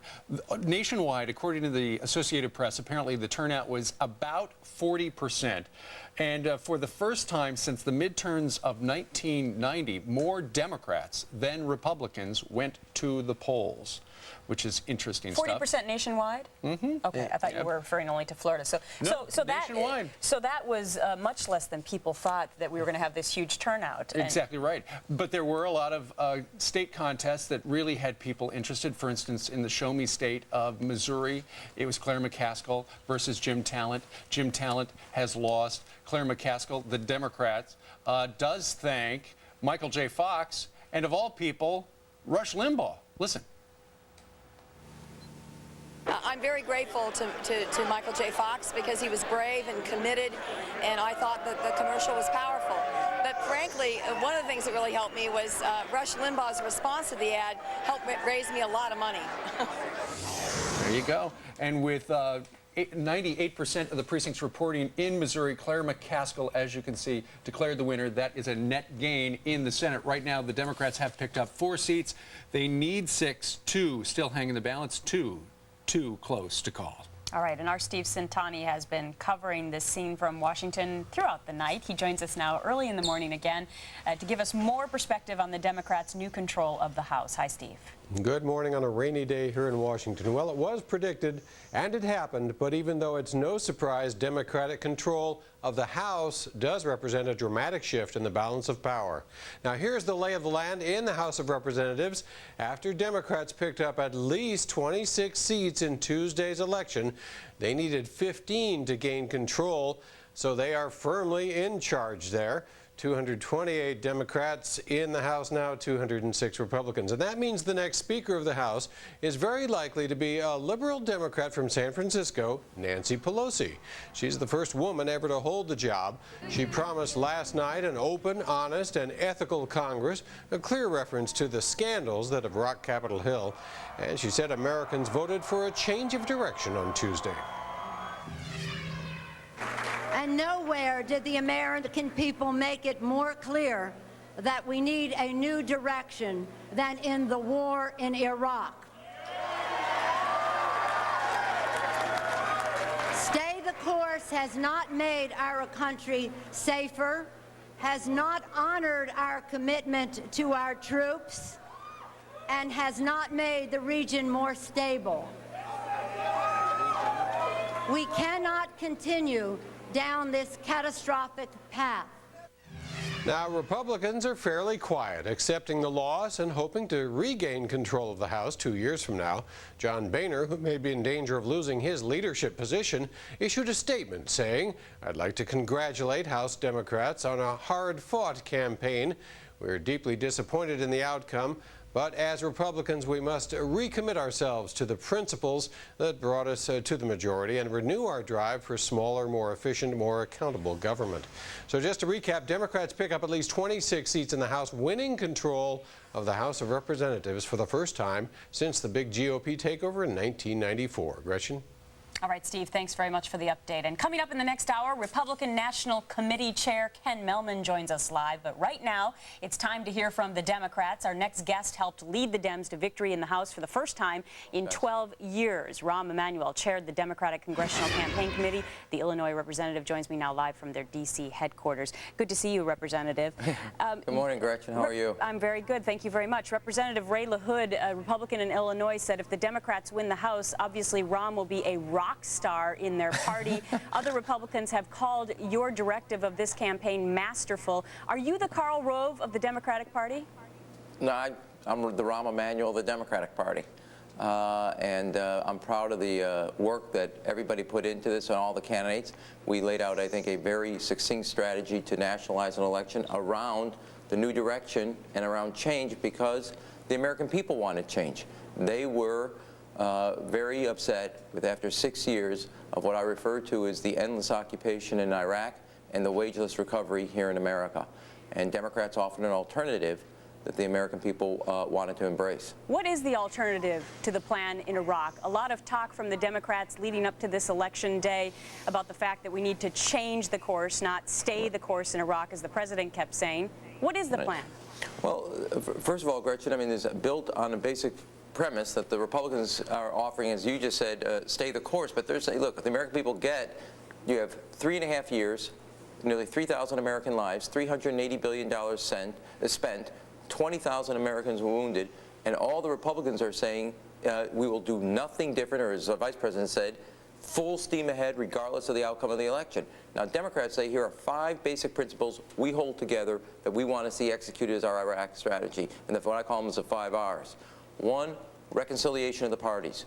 2 is to bring together the reconciliation of the parties and organizing the parties in the region. 3 is responsibility for results. 4 is reconstruction. 5, redeployment. And that is the basic premise, whether you look at what Senator Biden's offer, Senator Levin, Congressman Murtha, or Congressman Ike Skelton. Each have plans that are serious in saying we cannot stay on the present course that has brought us to the brink, after all that we have spent in blood and treasure, to basically civil war. And is 6 Iraq investigations of the administration? Well, no, I mean, it's not investigation. We're not going to just sit there and investigate for the purpose of investigate. But if you have $12 billion of the American taxpayer money missing, gone, wasted, nobody can find or identify what happened, we owe the American people an accounting for their money. Second, if you have work being done and contracts being handed out to companies who are doing shoddy work, defrauding both the American taxpayers and the Iraqis, given how important reconstruction is, you don't continue to hand out contracts to those same companies without asking a fundamental question is, what have you done with our taxpayers' money? And we will do that. I want to get back to how you did this campaign, because a lot of people said, okay, he was sensational in his efforts because he found moderate Democrats to take on Republicans in Republican strongholds, frankly. This was a strategy that you concocted, correct? Well, it is. I will say this. We recruited candidates in districts where Democrats had not been successful in the past, who represent and were a perfect fit, both philosophically and what I would also say stylistically, to that district. And it's exactly, not to show my roots in Chicago, but that's how the Chicago party used to operate, in the Democratic Party in the state of Illinois. And you find candidates that can win. If you're in the business of winning elections, you got to find the right candidates. And across the board, from Iraqi war vets to athletes to business people to police sheriffs, you find the candidates that best represent the opportunity to give voice to the Democratic principles and ideals. Congressman, you worked in the Clinton White House. Is this a precursor to another Clinton White House for you? I just got 2 hours sleep. Can I just? I know. How about you this? know everyone's going to look ahead. Gretchen, how about this? I'll answer that on a full night of sleep. No, I really do believe fundamentally we had a great victory last night. I meant what I said, though, is that the work of reform begins today. And what I think is most important is the Republicans came to power in 1994 as the party of change, and Washington changed them rather than them changing Washington. And what the country said to us is, if you want to be successful, you must never lose your zeal for reform and change, because we have it.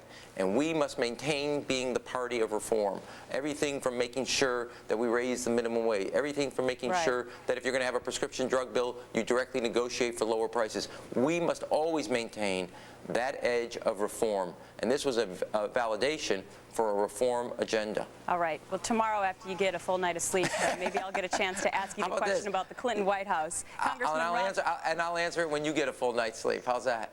Oh, okay. That's a good bargain. We'll touch base with you. Congressman Rahm Emanuel, good to speak with you. Thank you, Gretchen.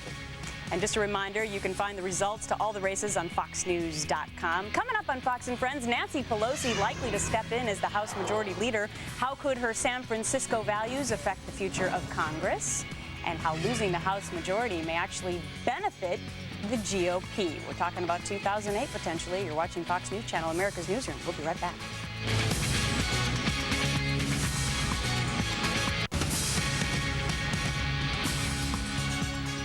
We will follow an agenda to lift up our people, bring America together, and put us on the right course, not stay the course. And here's a quick election recap for you this morning. Democrats take control of the House, winning the majority, taking victory in some key races.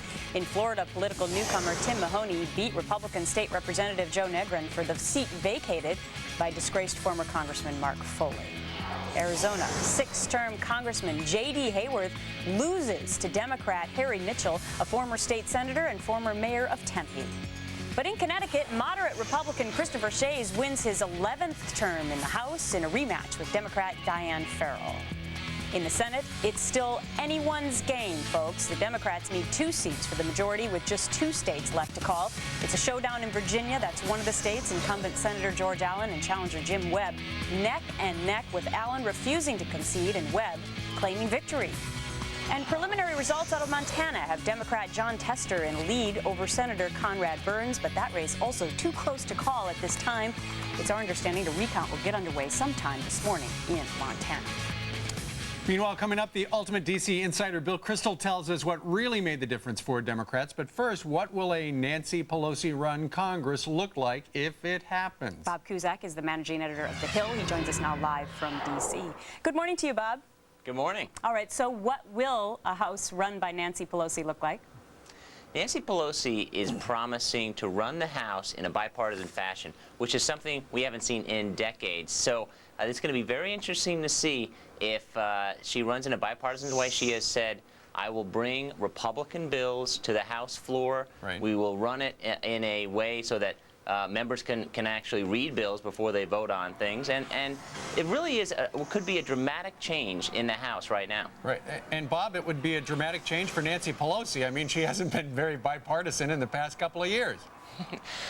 True, though as a leader, I think she's a little underestimated. She has run, she votes her district, she is a liberal congresswoman, but as a leader, a lot of the conservative Democrats in the House like her leadership style, and she knows her weaknesses. She knows that Republicans are going to go after her if she moves the caucus in a sharply left way. So I think that, at least in the beginning, she's going to be running the House in a very centrist kind of way, because she knows if she goes after President Bush on impeachment, that's exactly what Republicans want, and she has said that's not going to happen. But is it also that she knows that a lot of the new Democrats coming in now in new positions are moderate Democrats and not as far-leaning left as she is?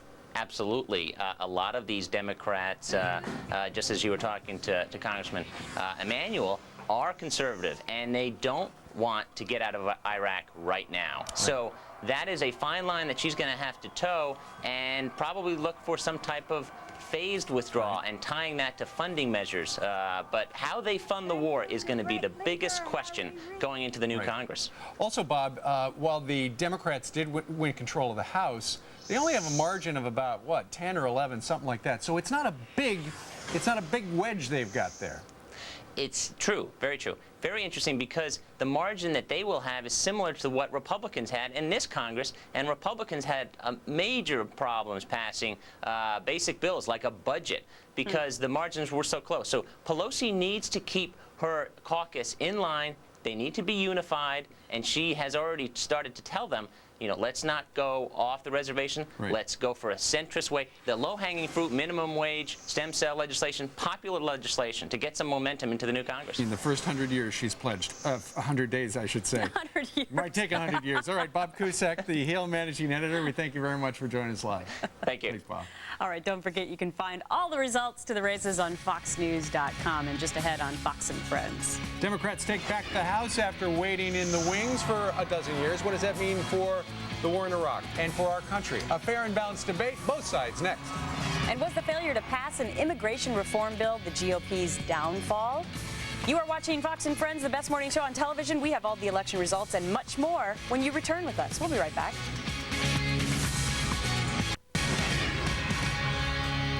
Morning, I'm Lauren Green. In the news, we are expecting to hear from President Bush today. News conference is set to take place at 1 p.m. Eastern. The president is spending the morning calling last night's election winners to congratulate them, including Nancy Pelosi, who's poised to become the House Majority Leader.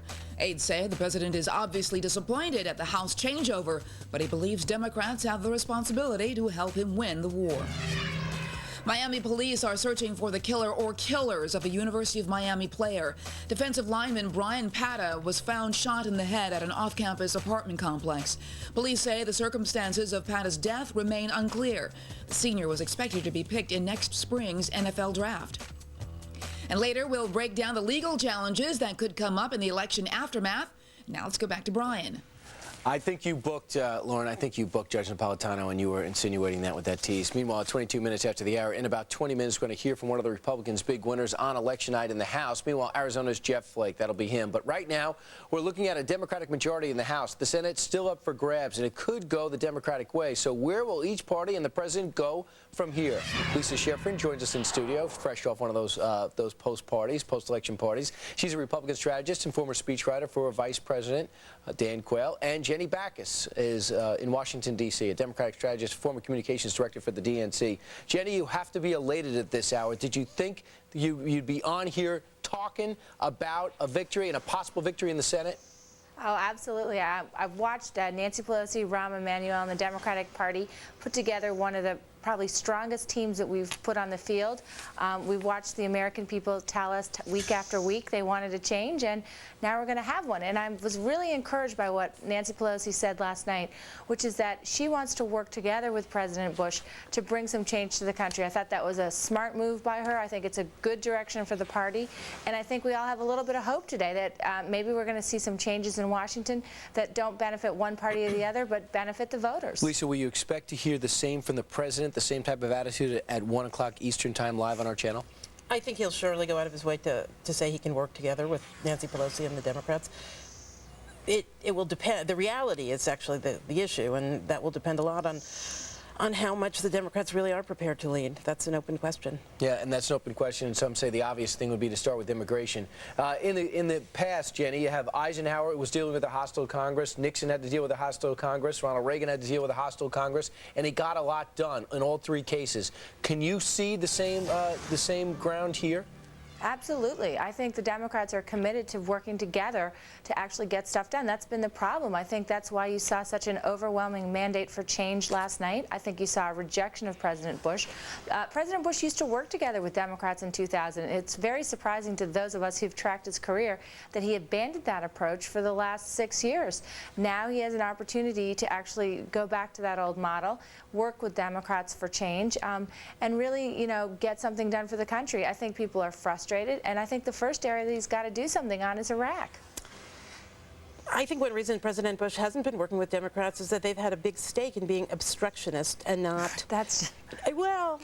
Just it's down the line, it's very easy to criticize, and especially something like Iraq, a war. It's much, much harder to come up with serious policy. And Nancy Pelosi was brilliant during this campaign, and I genuinely mean that, in managing to get this majority without ever stating what precisely she's going to do or what direction even her policy is going. But Lisa, let's be honest here. I mean, the commander-in-chief sets the policy on Iraq. Bush sent a message which I think really hurt him in these close races over the last weekend, that he wasn't going to change the course. He was going to keep Rumsfeld. The Military Times, not really a bastion of democratic liberalism, the Military came out Times and said that is you've got to fire. Military Times, Army Times, they take their cues from the generals. There's a message. They don't want Rumsfeld. They want change. Right. So they want change, and Iraq's definitely going to be a place to focus either way, and the president's probably going to address that a little bit later this afternoon. And, of course, we don't even know which way the Senate will go, but it'll be interesting to see where we go because, in a way, Jenny and Lisa, you agree on one thing. They were the party of opposition. Now they have a little bit of power, so together they have to work together to get something done. Thanks so much for both of you for joining us. I appreciate it because the debate just continues as the results are still coming in. By the way, if you have any questions about any of the races or you have an opinion you want to share with us, go to friends@foxnews.com. We're going to be reading emails within an hour. You're watching Fox and Friends. Good morning. morning, everyone. Welcome to our continuing coverage of You Decide 2006 election results. The balance of power in the Senate comes down to two races that are still too close to call. In Virginia, the vote is so tight that we could see a recount, even though the Democratic challenger is declaring victory. The other Senate race that could make all the difference is in Montana, where John Tester and Conrad Burns are neck and neck. And so we say to the President, Mr. President, we need a new direction in Iraq. San Francisco liberal Nancy Pelosi and her Democrats have swept into power in the House. She says her party has made history, and now it's time to make progress. Tom DeLay reveals also what a House under Pelosi's leadership will look like, plus complete election results, all on this special edition of Fox and Friends.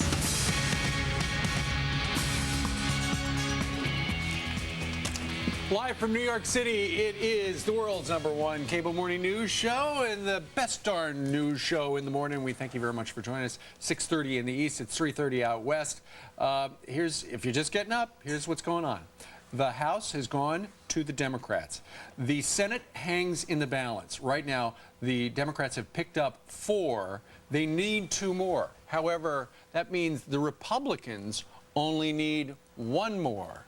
It comes down to Virginia, and it comes down to Montana. If the Republicans pick up 1, they control the Senate for the next couple of years. Meanwhile, I know a lot of you have opinions on this. You've been watching coverage all night. Some of you have been up all night because I know you love these politics and you have a passion for it. This from Tom in Stewart, Florida.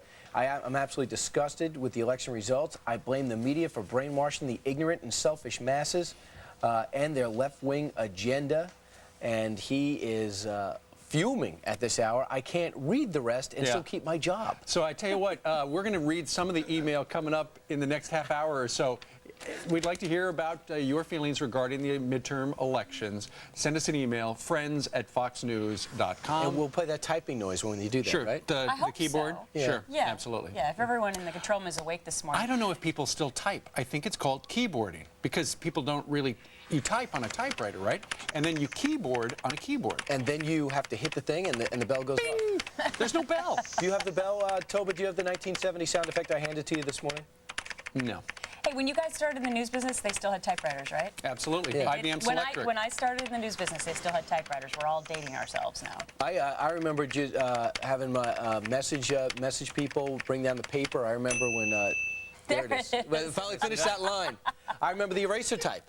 I remember I used to run out of eraser type, and I used to buy a typewriter that was almost impossible to load with the eraser type. And I used to start sweating when I realized, oh my goodness, I'm coming to the end of the roll. What am I going to do? You know what? I think it was about a dozen years ago, and I was working at the Fox station in Washington, D.C., and there was a young intern just starting out in the business, and her name? Molly Hennenberg, live from Washington, D.C. Right, Molly? Remember the days?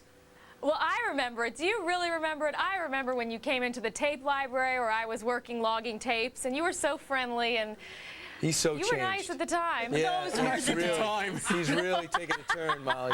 And I mean, not that you're nice now, not nice now. I'm just I know saying, what you mean. You know. Back in the day. So basically, what that means, Molly, is that you never used a typewriter. That's what this all boils down to. I don't remember. I mean, I've seen them, but, but I never used them in the office. No, it was always computers. All right. Well, did you use a computer to tell us a little something about the election? Sure. Let's talk about the Senate. The Democrats went into Election Day needing 6 more seats to take over the Senate, and they're well on their way to achieving that goal. Let's take a look at the map of the Democratic pickups, as well as the 2 states still in play. We'll start east and go west. Democrats picked up seats, which you see here in blue, in Rhode Island, Pennsylvania, Ohio, and then in the wee hours of the morning, Missouri. That's 4, and they need 6. Republicans were able to hold on to a competitive seat for the Senate in Tennessee, seen here in red. Still up for grabs, Virginia and Montana, highlighted in yellow. At this point, the Democratic candidate in both states is leading. In Virginia, a recount may be in the offing, even though Democratic candidate Jim Webb is declaring victory. He's ahead by 7,000 votes out of 2.3 million cast. And Webb told supporters last night, quote, "The votes are in, and we won." Incumbent Senator George Allen, though, is not conceding. He says there's still votes to be counted. Both men acknowledge the final numbers likely will change. We know there's some more votes out there, some absentee votes and some votes in precincts that traditionally go our way, and we know that when those come in, our margin of victory will be greater. We're still counting votes. It seems like every time there's a new email, there's some more votes coming in. There's absentee precincts. There are some counties that say that, well, they'll get to counting the ballots later on today. In Montana, it may be several more hours before we have final results. Democrat John Tester is ahead of incumbent Senator Conrad Burns by about 2,000 votes.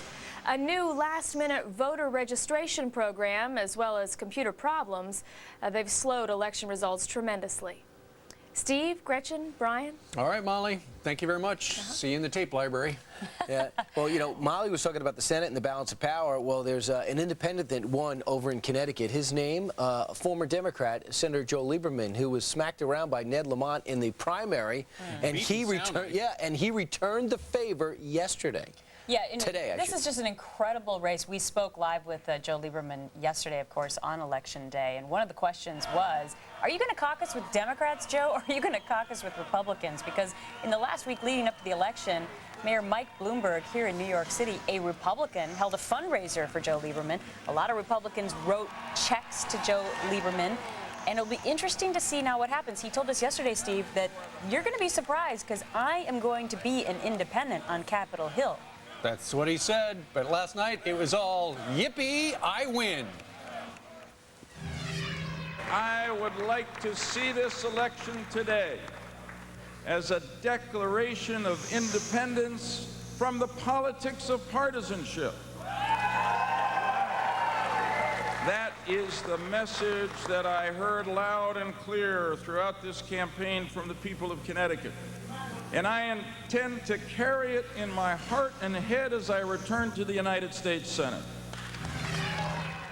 So what does it mean if the Senate goes Democratic and independent Joe, who says, I'll caucus with the Democrats, are they mad at him for knocking out Ned when the Democratic Party chose the other guy? Mad at him? Will he be punished? Why would the Democrats be mad at Joe? If anyone should be mad, he should be mad at them. The minute that Ned Lamont won that primary, do you remember how all the Democrats, most of them, lined up behind Senator Ned Kerry, Lamont, Senator Kennedy? Hillary Clinton?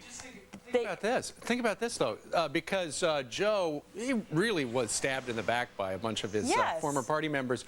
What if he, now that he's a senator again, he decides to pull a Jeffords? You know what? I flip.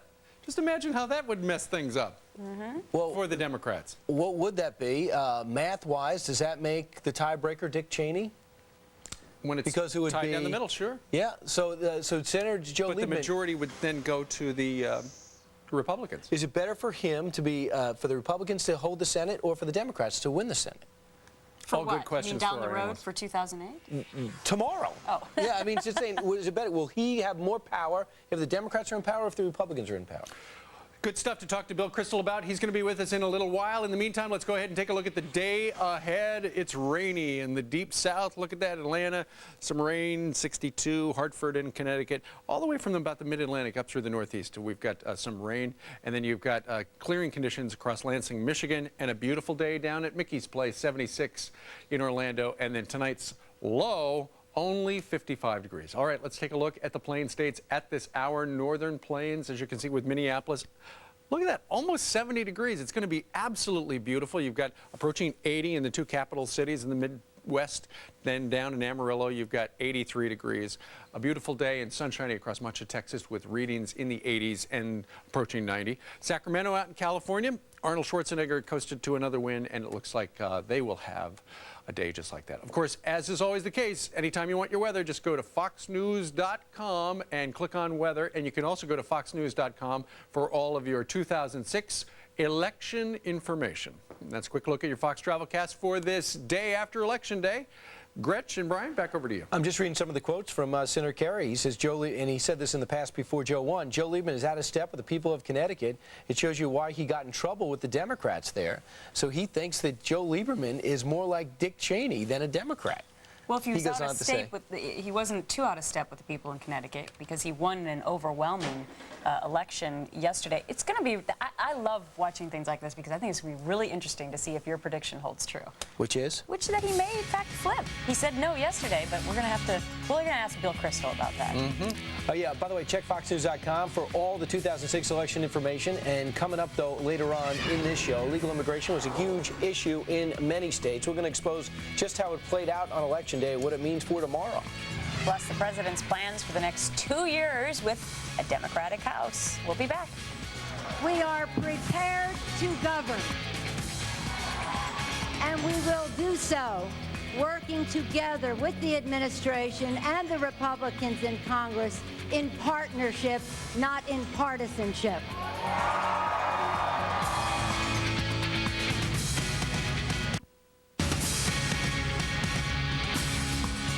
Well, as Washington, D.C. wakes up on this gray day in November, Democratic leaders down there celebrating. They've taken control of the House, but the excitement isn't over yet. Yep, I hear them right now. Control of the Senate still up for grabs with 2 races too close to call. Long lines in Montana kept the polls open extra late. Then there were problems with counting the ballots, and we still cannot award the state's Senate race to either GOP incumbent Conrad Burns or Democrat challenger John Tester. Too close to call. A very competitive race in Virginia. A recount is also likely there as Allen takes on Jim Webb. And in Arizona, an incumbent Republican John Kyle wins re-election, but Democrats picked up 2 congressional seats in the state. A live report on the Arizona races is coming up. Voters also decided a number of ballot initiatives yesterday. In South Dakota, a ban on almost all abortions was rejected. But amendments to ban gay marriage were approved in 7 states, and Colorado voters rejected a proposition to legalize the possession of a small amount of marijuana. And that is a quick recap of what went on yesterday. By the way, also, turnout, as it turns out, according to the Associated Press, about average, about 40%, same time during the last midterm election. However, in the Commonwealth of Virginia, the turnout was extraordinarily high. Down in the great state of Florida, it was low. Wonder what happened to those 68% of likely voters who said they were going to vote yesterday. Later on, we'll hear from the man who used to run the Democrats' election effort in the House. But first, Greg Kelly live from the White House briefing room and talking about the president's election reaction. Okay, now, you said that you were the only one awake. Was that like an hour ago or half hour ago? Is anyone else up yet? Delivery men, the newspapers have arrived. But Karl Rove, we know, is an early riser, and so is Tony Snow. But the president this morning, for his part, will be making some congratulatory phone calls to the other side, to people like Nancy Pelosi. He only made 1 last night. The president obviously disappointed, according to White House Press Secretary Tony Snow, who also said now it's really the responsibility of Democrats to help this president win the war on terror and keep the economy growing. He found out, the president did, from Karl Rove that the House was lost late last night. And we mentioned only 1 congratulatory phone call from the president to a Republican, Tom Reynolds, in upstate New York, who was in a tough re-election flight. It was Reynolds' responsibility to really marshal the campaigns nationally in order to hold the House. Didn't do that, but he was able to hold on to his seat. We do know that a number of candidates that the president campaigned for just in recent days, these were tailored campaigns that it was determined that the president could help and not hurt Republicans, but many of them lost. Jim Ryan of Kansas lost. Sekula Gibbs, she was going for Tom DeLay's old seat outside of Houston. She lost. And on the Senate side, we don't know who's going to control it, but some of the candidates that the president appeared for, still unknown how it's going to turn out. In Montana, Conrad Burns, the president, last Thursday campaigned for him. And yesterday, well, Jim Talent, of course, we do know he lost in Missouri. And I think it was Friday that president campaigned hard across Missouri for Jim Talent. That did not work out as well. So we still don't know about the Senate, but there is obvious disappointment here at the White House. We heard that officially, really, that the president is disappointed. We're going to hear from him and see him at about 1 o'clock this afternoon during a White House press conference. Back to you guys in New York. All right, Mr. Kelly, thank you very much. Keep an eye. I'm sure they'll be sending some donuts over there to the White House shortly. Yeah, 13 minutes before the top of the hour, this email from John in Haverford, Pennsylvania. Good morning. We're all doomed. so I guess he voted Republican. Probably with that email. He sounds a little down. Meanwhile, Not too happy. the Republican governor out in the great state of California got some good news, and William LaJeunesse is live in the LA Bureau with a roundup of California and Western races as well. Hey.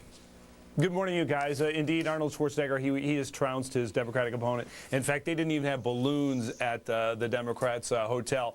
There is one more race that Democrats could still pick up a House seat. That's up in Washington near Seattle because they had really bad weather there today.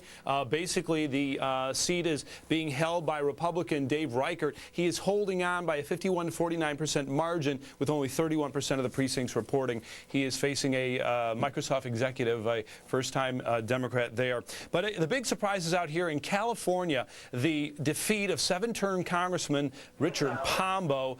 He is the current chairman of the House Natural Resources Committee, a vice chair in agriculture, a vocal opponent of the Endangered Species Act. He was targeted by environmental groups and Hollywood celebrities, and he lost to political neophyte Jerry McNerney, an alternative power executive.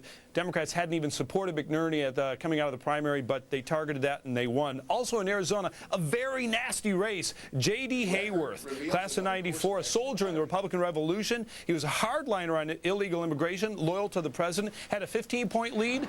He also lost to Harry Mitchell, a former mayor of Tempe and a state senator. He favors government-supported stem cell research, a guest worker bill. Michael J. Fox did appear for him. That seat goes Democrat, that is, and also the seat of Republican Jim Colby down in Tucson. That goes Democrat Gabriel Gifford. Now, the propositions out here in California, almost a dozen, every one of them was defeated, including one for domestic attacks on domestic oil production. That was backed by ex-President Clinton and Al Gore and most environmental groups. But the bill, the proposition, however, that puts a bracelet on sex offenders, well, that did pass. Now in Arizona, you see those pictures of illegal immigrants there. There were 3 initiatives there targeting illegal immigration. Those all passed. So several different initiatives out here, you guys, that for the most part went down to defeat. Back to you. All right, William LaJeunesse live up early in the bureau out in L.A. I just feel bad. So many movie producers won't have Arnold Schwarzenegger to hire anymore for at least another 4 years. That's exactly right. Exactly. And don't forget, we've got all the state-by-state election info on foxnews.com if you want to check it out there. Also coming up on Fox and Friends. Official election reaction from both the Republican and Democratic parties. We'll find out what each side sees in store for the next 2 years. You're watching Fox and Friends, the best morning show on television ever. You decided.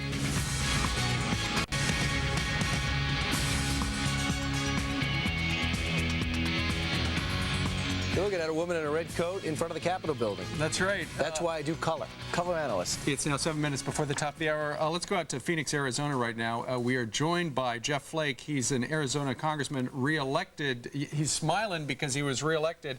And the margin over your libertarian opponent was, what, 75-25, sir? Something like that. All right, well, congratulations. I'm very lucky. Let's talk a little bit about somebody else who is from Arizona, and that's J.D. Hayworth, who's been on this program many times, was defeated yesterday. What happened? Well, he had a good opponent. Harry Mitchell is a former mayor of Tempe in the state legislature, and Harry ran a pretty strong campaign. And it was just a tough atmosphere, a strong headwind for any Republican to run into. Mm-hmm. So those of us without a major opponent just feel very grateful this year. Congressman, immigration, we thought mattered a lot to the people of Arizona. Number one, does it? Number two, what was the right side to be on? Well, I think it does mean a lot, and I think Arizonans overwhelmingly want a comprehensive solution to the immigration problem. And unfortunately, the House of Representatives really didn't move the ball here. We simply did border-only or enforcement-first strategy without really talking about what comes next. Mm-hmm. And so you had J.D. and you had Randy Graff in Jim Colby's old seat lose as well. So the enforcement-only option just didn't play very well. So, so the Democrats have taken control of the House of Representatives. Balance of power still hangs in the, you know, with the Senate still out there because 2 races are too close to call. Sir, if the Republicans in the Congress had a do-over, what's the one thing they could have changed? Well, as I mentioned, it was a strong headwind for a lot of things. But boy, I tell you, the thing overwhelmingly for a long time has been our lack of fiscal discipline. The House has just engaged in runaway spending for far too long. And it's finally caught up to us. And so, I mean, there are some things that are really outside of our control in terms of what the economy does or how quickly you can, get out of Iraq or move the process there. But one thing we could have stopped, and we didn't, was runaway spending. He is Congressman Jeff Flake, and he is a Republican winner today. Congressman, thanks for joining us. We'll talk to you again. Hey, thank you. All right. And if you're just getting up and you want all of the local stuff, the national stuff as well, you can go to foxnews.com and click on the You Decide 2000 icon. Yeah, there's about 4,000 other races we could tell you about. We just don't have the time. Straight ahead, though, the midterm mistakes and how they will affect the 2008 presidential election. Who came out on top on both parties after the voting was done? Bill Kristol takes us behind the political scenes. And Tom DeLay reveals what we can expect from a House led by San Francisco liberal Nancy Pelosi. Looks like she's going to be Speaker. You're watching Fox and Friends, the best morning show on TV. Good morning, folks, and welcome to our continuing coverage of the You Decide 2006 election. The balance of power in the House of Representatives has shifted to the Democrats. They take control of the House after being out of power for 12 years. Things are still up for grabs in the Senate, though. The Democrats have gained 4 seats, but it will all come down to 2 key races. We all go out, we vote, we argue, we vote. But also, we'd like to say that the votes are in and we won. Not so fast, Jim Webb. One of those races is in Virginia. It has not been decided yet, but Democrat Jim Webb is already declaring victory. Did that at 1 o'clock this morning. The difference is so close that we could see a recount. We're also watching